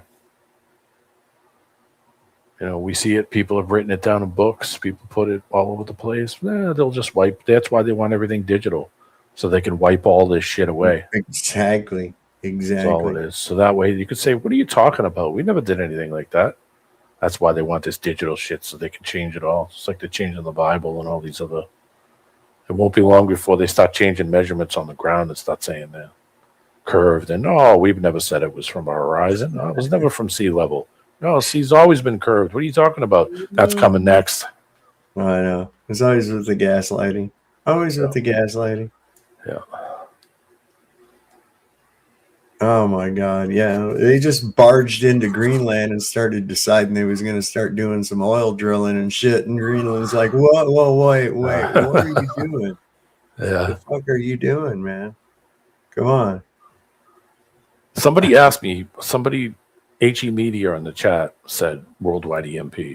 And somebody asked me years ago, had to be mid 2000s, late 2000s, asked me, what would you do if the internet just shut off? And I was like, nothing. Same thing I was doing before the internet was on. I'd go right back to reading books and going to the beach and riding the bike and doing all the standard shit I'm doing anyway.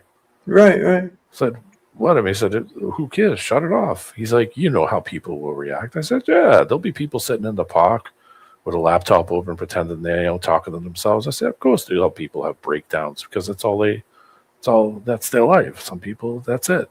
Some people, some people can shut this shit off. I mean, I could go without it. It sucks. I mean, yeah, it's fun. I said, but it ain't no big deal. I can make a phone call. I could call somebody. I can write a letter. I can send a picture. No big deal. I said, my computer will still run. It just won't be online. Ain't gonna bother me. I said, well, people have to interact. I said, and then all of a sudden you'll see really how fucked up people are when they haven't been interacting with anybody really most of their life, and all of a sudden. This is weird that I just run across. There's a guy, I guess his name is Phil Godlewski.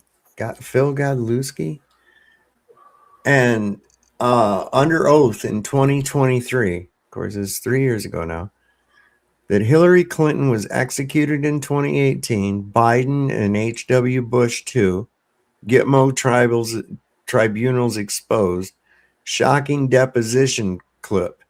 Phil Godlewski testifies under oath that Hillary Clinton was executed in December of 2018.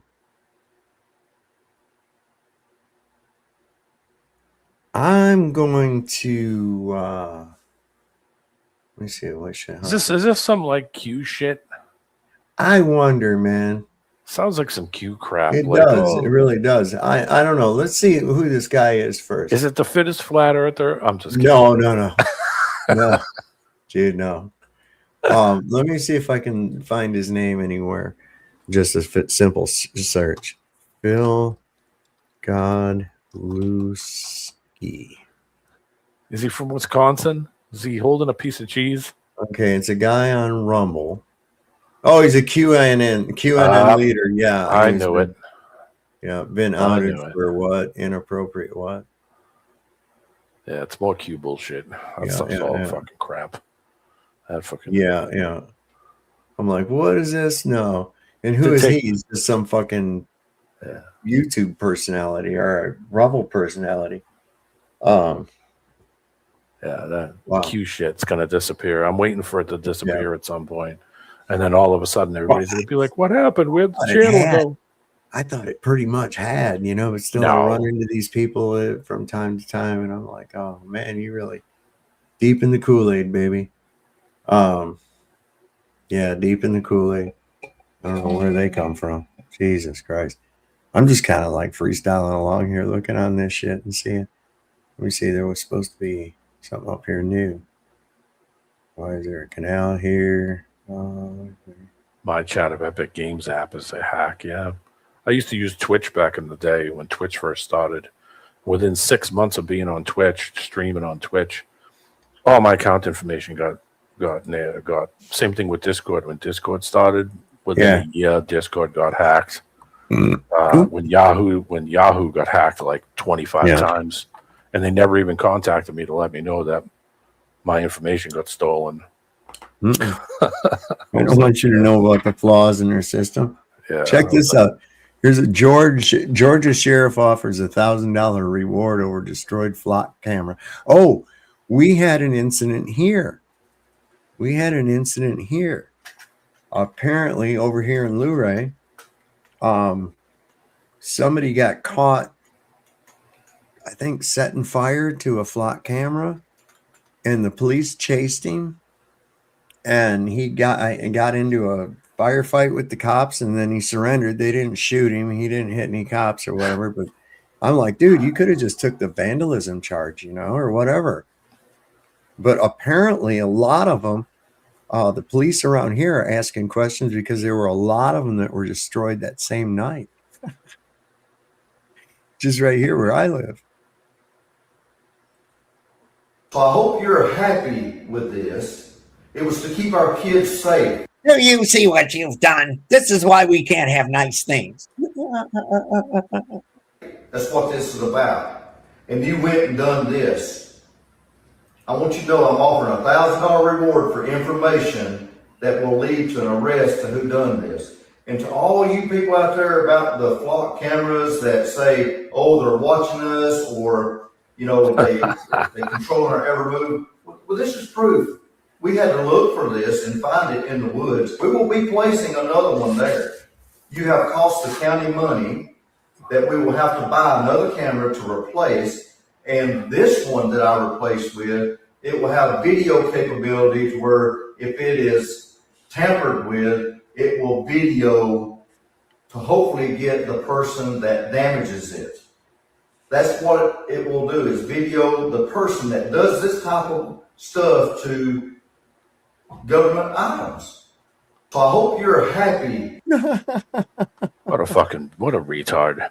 Oh, so we're going to make it even more intrusive because it wasn't intrusive enough. So we're going to make it even more intrusive so you won't take it away, because then we can't fake arrest you or arrest a fucking deer. That guy, how the fuck are the city leaders not saying, you out, get the fuck out, you're fired, see you later, contract over, bye-bye. Get these shit down, get it all the fuck down, or we're not going to pay our taxes, suck a dick. That's exactly what people should be doing to this shit. And say, that's it, we're not going to pay our property taxes. Eat a donkey dick. Take that crap down. We don't want it, and that's fucking it, gonzo. Or you're gone, and you're gone, and you're gone. And that's it. That's it. Go ahead and have fucking shut the lights off. We don't need those people to do this shit for us anymore. You could see how they're doing it. So I mean, you can see what they're doing. You're the chattel now. You're the cattle.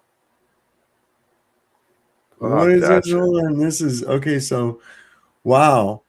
It says Natalie Harp's brother speaks out. It says you can't even make this stuff up anymore. What? Oh, about hiding in the trunk. Okay, we found out. We heard about that. So her own brother backs that up. Back in October 2023, right, the context here is Donald Trump's motorcade was going to leave Trump Tower for a court appearance, okay? And they were all getting into the motorcade. Oh, yeah. There was sort of a screaming match about who was getting in what car, and it turned out that there wasn't room for Natalie. So she insisted, she said no. Trump had personally asked her to come to this court appearance, so she needed to be in the car. Now, according to these sources, the end result is that your sister jumped into the trunk of one of the motorcade vehicles to go to the court appearance in Lower Manhattan. That's really funny. I didn't even know about that. Back in October 2023. Oh, so he didn't know about it, but still.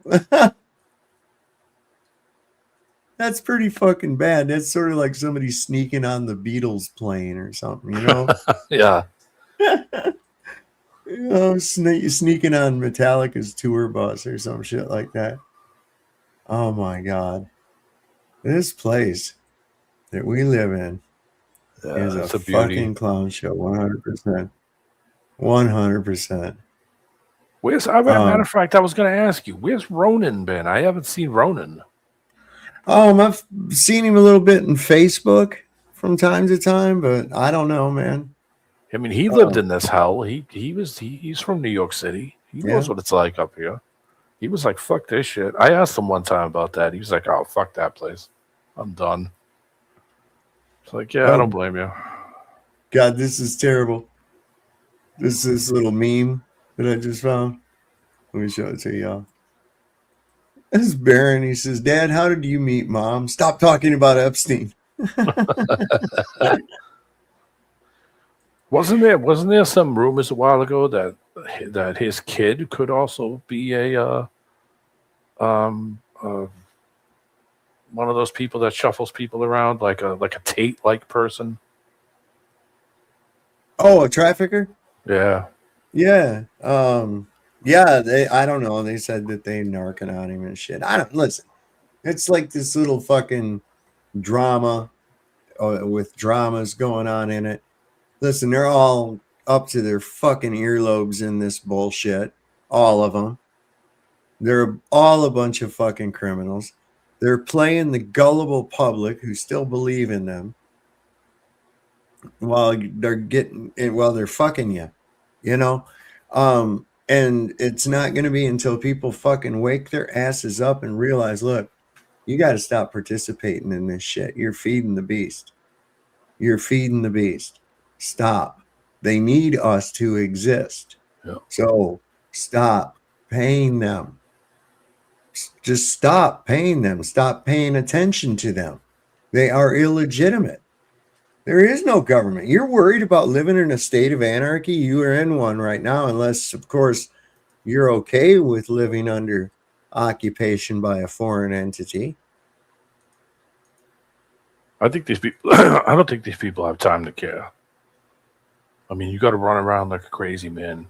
Well, that's just it, though. This is the thing. Yeah. They got to understand that anarchy does not mean chaos. Okay? It just means you don't have any masters. I'm pretty sure everybody here can fucking behave themselves without committing any loss, injury, or harm against anyone else, you know, and not have to be held at the barrel of a gun to make sure that they do. I mean, literally, you are kind of held at the barrel of a gun because everybody should be free to defend themselves and their property from loss, injury, or harm, correct? So it kind of works itself out, really.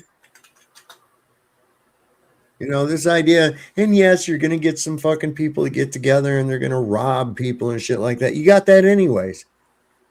You got that, and you have government. So government didn't stop that from happening, did it? Because we still have gangs and we still have criminals. Yep. Okay, so that didn't stop that, did it? Not one bit. Well, they'll just say, well, it's because of all this technology, you know, they can elude us. So we need to have all this shit to read all your phones and read everything you see and what you watch, so we can make profiles on you. And that this is their excuse. It's just what it is, man.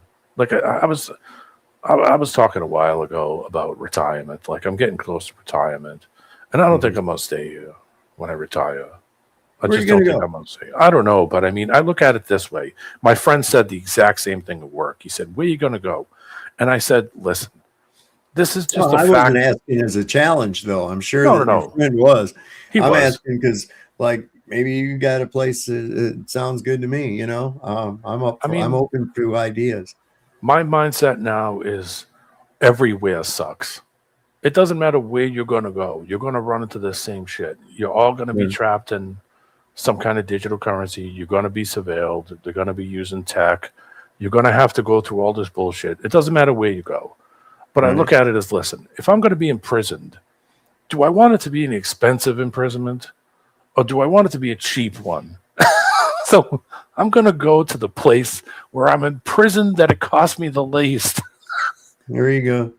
And listen, if I don't speak the language, that's perfect. I don't have to talk to anybody. I don't want to talk to anybody. So it's perfect. I don't have to say a word. I can hold my hand up, or I can point, or I can swear freely. No habla, blah, blah, blah. I can swear freely. And I don't really care. You know, but my buddy at work, he literally was like, "Where you gonna go?" I was like, you know, everywhere else, like, this place is the best. You know, that was his kind of mindset of it. And it's like, dude, everywhere sucks. I'm saying in my mind without saying it openly, like looking at him, thinking everywhere sucks. Wake up. Everywhere blows. Exactly where the weather's nice. Kim's got the right idea. Go where the weather is nice. That's what I'm saying. Exactly. You know, you're in hell. This Yeah. earth is hell. Earth is Yeah. hell. Okay, I'm on to that. Or it might as well be. It's certainly controlled by the same entities. I can tell you that. What is this? Hang on a second. This may be funny. Got If it's cheap, I'm there. I don't give a shit where it is, as long as it doesn't snow all year. Ooh, she's a beauty. Yeah, boy. Listen here. There she is with her Uncle Dad. We love this job. You know, universal health care would mean you could go to the dentist. Just something to think about. I am. I'm not going to be around most of the winter, dude. I'm going to be in chat, but I'm not going to be able to talk. Oh, you getting your mouth redone? Yeah. Yeah, it's like 3 surgeries. Oh, Lordy. Yeah, Jeez. so enjoy it while you got it. But I'll definitely come and chat and spew my venom while I'm all in pain and aggravated. Spewing venom and type and rage. Rage Typing. Rage against the keyboard. Fuck yes, man. Fuck yes. Wow. I think They got to take a little metal piece out, but what they have to do is all the teeth got to come out. Oh and no! Then they have to take that metal piece out. Oh no! Be right back. Oh no! You're locked up. Teeth. I like DeWitt said. Sadly, teeth might be the least of their problems.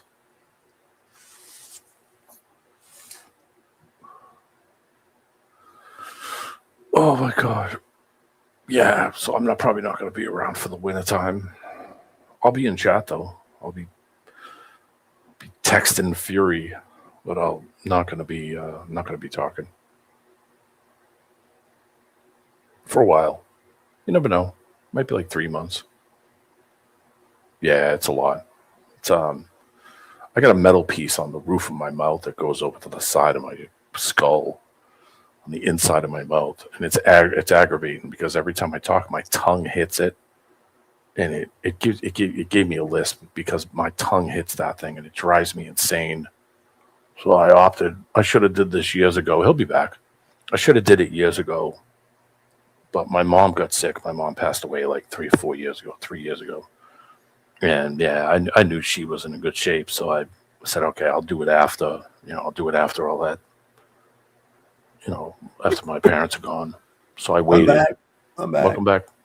So I waited until my parents were gone, and then I said, okay, now I'll get it done because it's going to be horrible. And the other thing is they wanted me to do it in the summertime, and I was like, fucking hell no.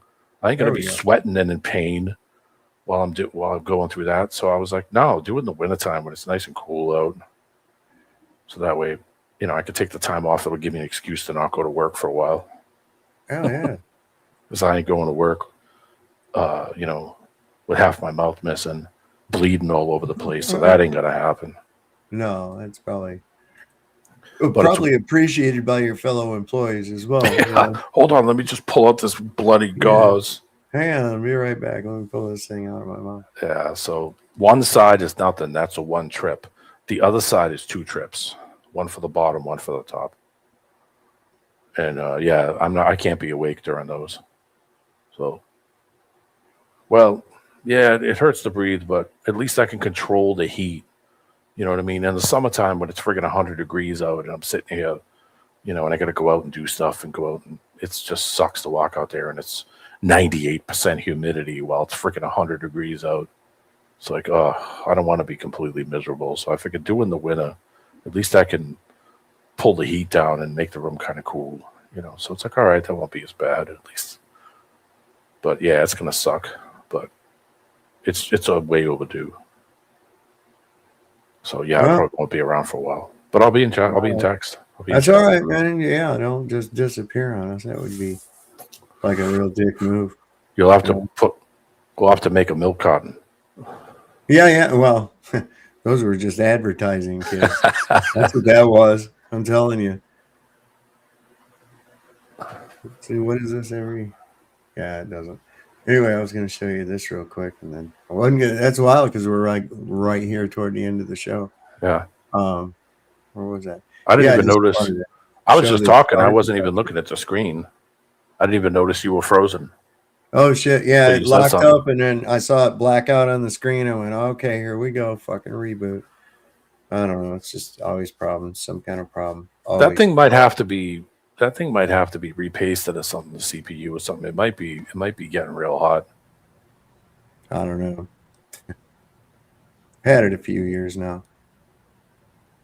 Oh, we didn't put the bat signal up. Is that Andrew? Oh no, it isn't. No, Andrew. no, it's Dave Sims. What's up, Dave Sims? Look at this stuff that people built with chisels and hammers, y'all. Oh. This building was apparently built in 1386. Sure it was. Which is roughly 700 years before the invention of the first ever power tool. Hey guys. 700 years before power tools. Do you believe that? I want you to ask yourself, without a power tool, or any kind of modern tools like spirit levels or anything, how would this be done? Yeah. And the short answer is, without technology that's been Look at that lost, you block wouldn't. work on the I wall. know, This right? was created by a different society of people who had way Fucking amazing. more advanced technology than what we do. Jesus Christ. Did they even have The detail on it, concrete and that it's far perfectly back? symmetrical as well. The It's Romans had exquisite. concrete. Concrete cement, yeah. And it couldn't be replicated today. There is not a modern builder who could do this today. With a hammer and chisel, it would take hundreds of years. It's just not feasible. And these are the Tartarian buildings. This is the old world infrastructure. That's where tartar sauce comes from, too. Yeah. It's absolutely mind-blowing. Tartar sauce. I don't even know if the camera is doing it justice. It's absolutely incredible. And I'm about to go inside. Wow. It's absolutely amazing. It's huge. That's what she said. I've never seen anything like this in my life. It's that 10 stories. All of these buildings, that's a separate building there. Easy. I can hear you guys. Fuck, look at that. I'm in awe of this. What This is building amazing. Where is this? Whoever built this I'm not sure. did it with beauty in mind. They weren't doing it to a deadline or because they had a boss telling them that they need to get the job done. This was created by Architecture. magical Architect. beings. It definitely wasn't done without power tools in 1386. Yeah, it's apparently somewhere in Europe because 1386. I'm sure they wouldn't credit a building with that date here. Not with the narrative they've been trying to feed us.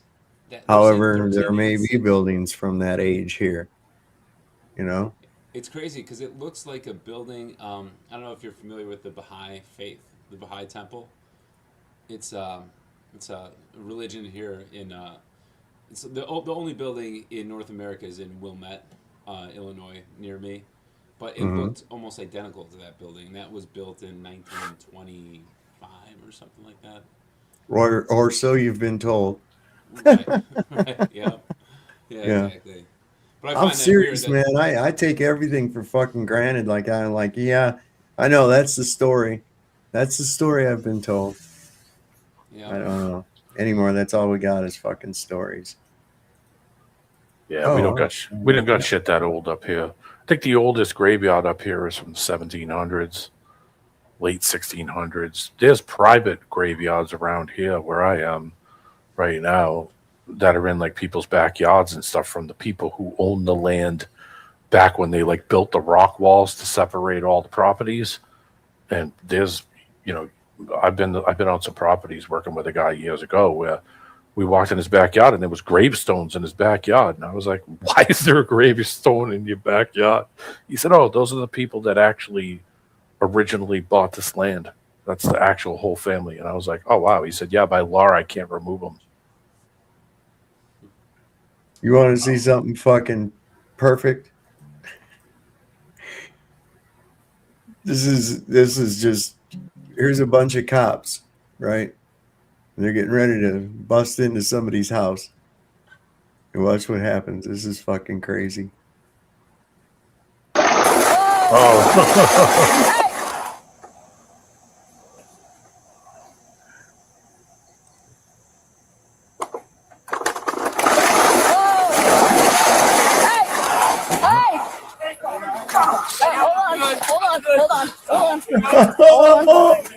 Oh my God. You just broke my porch. Dude, those guys got hurt. I course they guarantee you, did. those guys got fucking hurt. I don't care if they're wearing helmets and everything else. They got fucking hurt. Because you coming down along that wall with them nails and screws and shit like Yeah. that sticking out and splinters of wood, you're fuck you. You know, serves you right. Well, they're probably going in there for something that ain't a crime, anyways. You know, what I'm saying? Bastards broke my porch. Yeah, you used all the glue on purpose. What's going on, Dave? You gonna play us something, man? Yeah. Well, I was gonna see if you want to jam. Like, if you, can we get a I was actually getting ready to get off of here, man. Oh, you know what, Sab? I was gonna start a live stream myself tonight. I'm new to the whole StreamYard thing now, so Yeah. If anyone wanted to switch back over to mine, I don't know how would I even go about sending a link. Do you know? You got a moderator thing on? Are you a moderator on here? No. Well, here, I'll give you a moderator. I don't know, man. You listen to Rush. I'm just kidding. Hey, I do too. I saw him, dude. That the new drummer Annika, that chick. I heard she kicks ass. I heard she kicks ass. Yeah. Unbelievable. She is Listen, so good. you're looking at a Rush fan right here myself. 2112 is like one of my favorite. Okay, so check this out. One time we were tripping out. We were tripping, me and my friend. And we'd been listening to 2112, and I was learning some of the fucking riffs and shit on it and everything else like that. And I had this fucking idea. And listen, we were tripping so hard, I was literally calling, trying to find Jim Henson's contact information because I had a suggestion to have, like, not the traditional Muppets that you know, like Kermit and shit, but Muppets doing the rock opera for 2112, showing out the whole story. I mean, you could have those fucking purple face, they got a face like Kermit, have them purple face things with the fucking cloaks on. They could have been the priests at the Temple of Syrinx, and you know, Right. I mean, the whole thing could be worked out really cool into a rock opera, I think. Oh, for sure. Dude, we could probably AI that shit now. Just put them up. Yeah. You know, that would be actually kind of a cool idea. Is that one where Discovery? That's a cool song. I like the song about Discovery where he finds the instrument and he's like, "Oh wow, you know, I don't have to rely on somebody else's fucking music. They're going to be so happy that they don't have to do it, that other people will be able to do it themselves now." And it's like, no, that ain't the plan, baby. Right. That ain't the plan. That's how we got in trouble the first time. Get the fuck out of here. Smash that shit up. Yeah. Anyway. Yeah. No, Russia. Yeah, dude, they're unbelievable, man. But yeah, I'm serious, man. I was calling, like, I found out what city he lived in and shit, and I was actually looking, you know, trying to call around. This was back years ago. I was calling out there to the operator trying to see if I could get the fucking phone number or address so I could write a letter to him or some shit. Dude, that would have been awesome. I guess we could close out with an acoustic Tom Sawyer if you want. Well, if that'll do it, go ahead. I'm going to mute up and hit my bowl. I don't really, I've never really.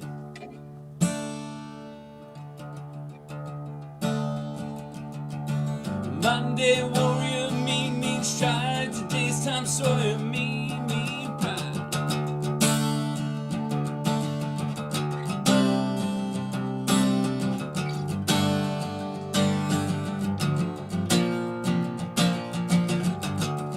Though his mind is not for rent, we put him down as arrogant.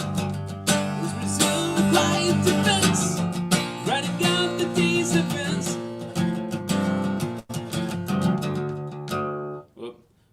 That's all I got for now.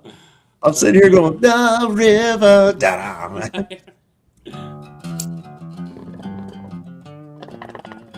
That's it. All right. I was trying to figure out got the rest of the song there. Hell yeah, man. I'll probably go in here and chill out for a little bit and fuck around on my guitar for a little bit before I go to bed. You want But to? yeah, I was just getting ready to get off here. I was gonna get off here 20 minutes ago, and I'm still here. Well, how do I How do I put my stream in the link Oh, for you? yeah, say something in the chat, and I'll make you a moderator. Then you can put the link. Okay, so wait, am I doing that right? Is that the right chat? I don't know if I'm doing the back. No, the wrong in the YouTube chat. Oh, YouTube. Okay. Chat. Yo. Or you. Or here, go ahead and put it back in the private chat, and I'll just put it out in the regular chat. Oh, really? Okay. So The link back there. Put the link back there where you wrote yo at. That place where you I think wrote I wrote yo. yo in both. But wait a minute. So what? Okay, what link do I grab, though? either way. Then hold on one sec. How do I grab a link? Do I grab it from the StreamYard link? No, use the YouTube link. Unless you want, if you give the StreamYard link, it's gonna have where everybody can come on. That's just gonna be to StreamYard. It won't be to YouTube. Oh. So the link that you put on yours, is that the StreamYard or is that the YouTube? The one that I pin is the StreamYard link. Okay. But you picked it up off YouTube, right? Yeah. Okay, hang on. I think I'm entering my own studio right now. I don't know. So there you go. What the fuck I'm doing. All right. Yuki, you're a moderator in the chat, and you can put it back in the back chat however you want to do it. Oh, really? Yeah. Well, where do you see the link, though? Sorry, I don't mean to keep... Do you have, okay, what do you have open? What are you looking at? I've got StreamYard open right now. Okay, why are you using that link? I don't know, because I don't know what the hell... Okay, where's your YouTube, the show that's getting ready to come up? I'd have to click off of this in order to see what's going on with that. Because that's the link you need. Oh. You need the link to the show. Is it on YouTube? I think. Yeah, we might have to do this another day. Testing again. Okay. All right. So, here we go. All right. So, how do I grab the link? Oh, just go grab the URL? Yeah. Or you can just go down there to share, and there's a copy link thing for it. Paste. Hold on. I think here, that's the URL. I put it in the back end. Okay. Hang on one sec. Put it in the back. All right. So let me put that over here. Paste. Hit that. There you go. If I'm doing this right. All right, cool. Yeah, it works. It works. Okay. Well, if you want to hop on mine, feel free. Right on. Yeah, I'm probably not long for the conscious world here myself. I got tonight. You. All right. But yeah, hit me up earlier on another show and we'll do that. Okay. Right on. All right, brother. All right, Sab. Take care, man. All right, everybody. Well, thanks everybody for coming. Good to see everybody. Dave, D-Man, and who was up here prior to that? Somebody. Maybe there wasn't. I don't remember. Shit. Maybe you were anyway. tripping. Yeah, it might be. I might be thinking about last night or whatever. I don't know. Either way. Well, it's good to not see you, Sav, even though I'm a fit man. Good to see you, brother. All right, man. Thanks for coming on, D-Man. Everybody that showed up in the chat. It's good to see everybody. And don't forget, the Lord loves a working man. Don't never, ever, ever trust Whitey. See your doctor and get rid of him because he'll probably kill you. And it's better to shit in the sink than it is to sink in the shit. Hey, and y'all make sure you check out the links down in the description of the video. There's links to some really great books.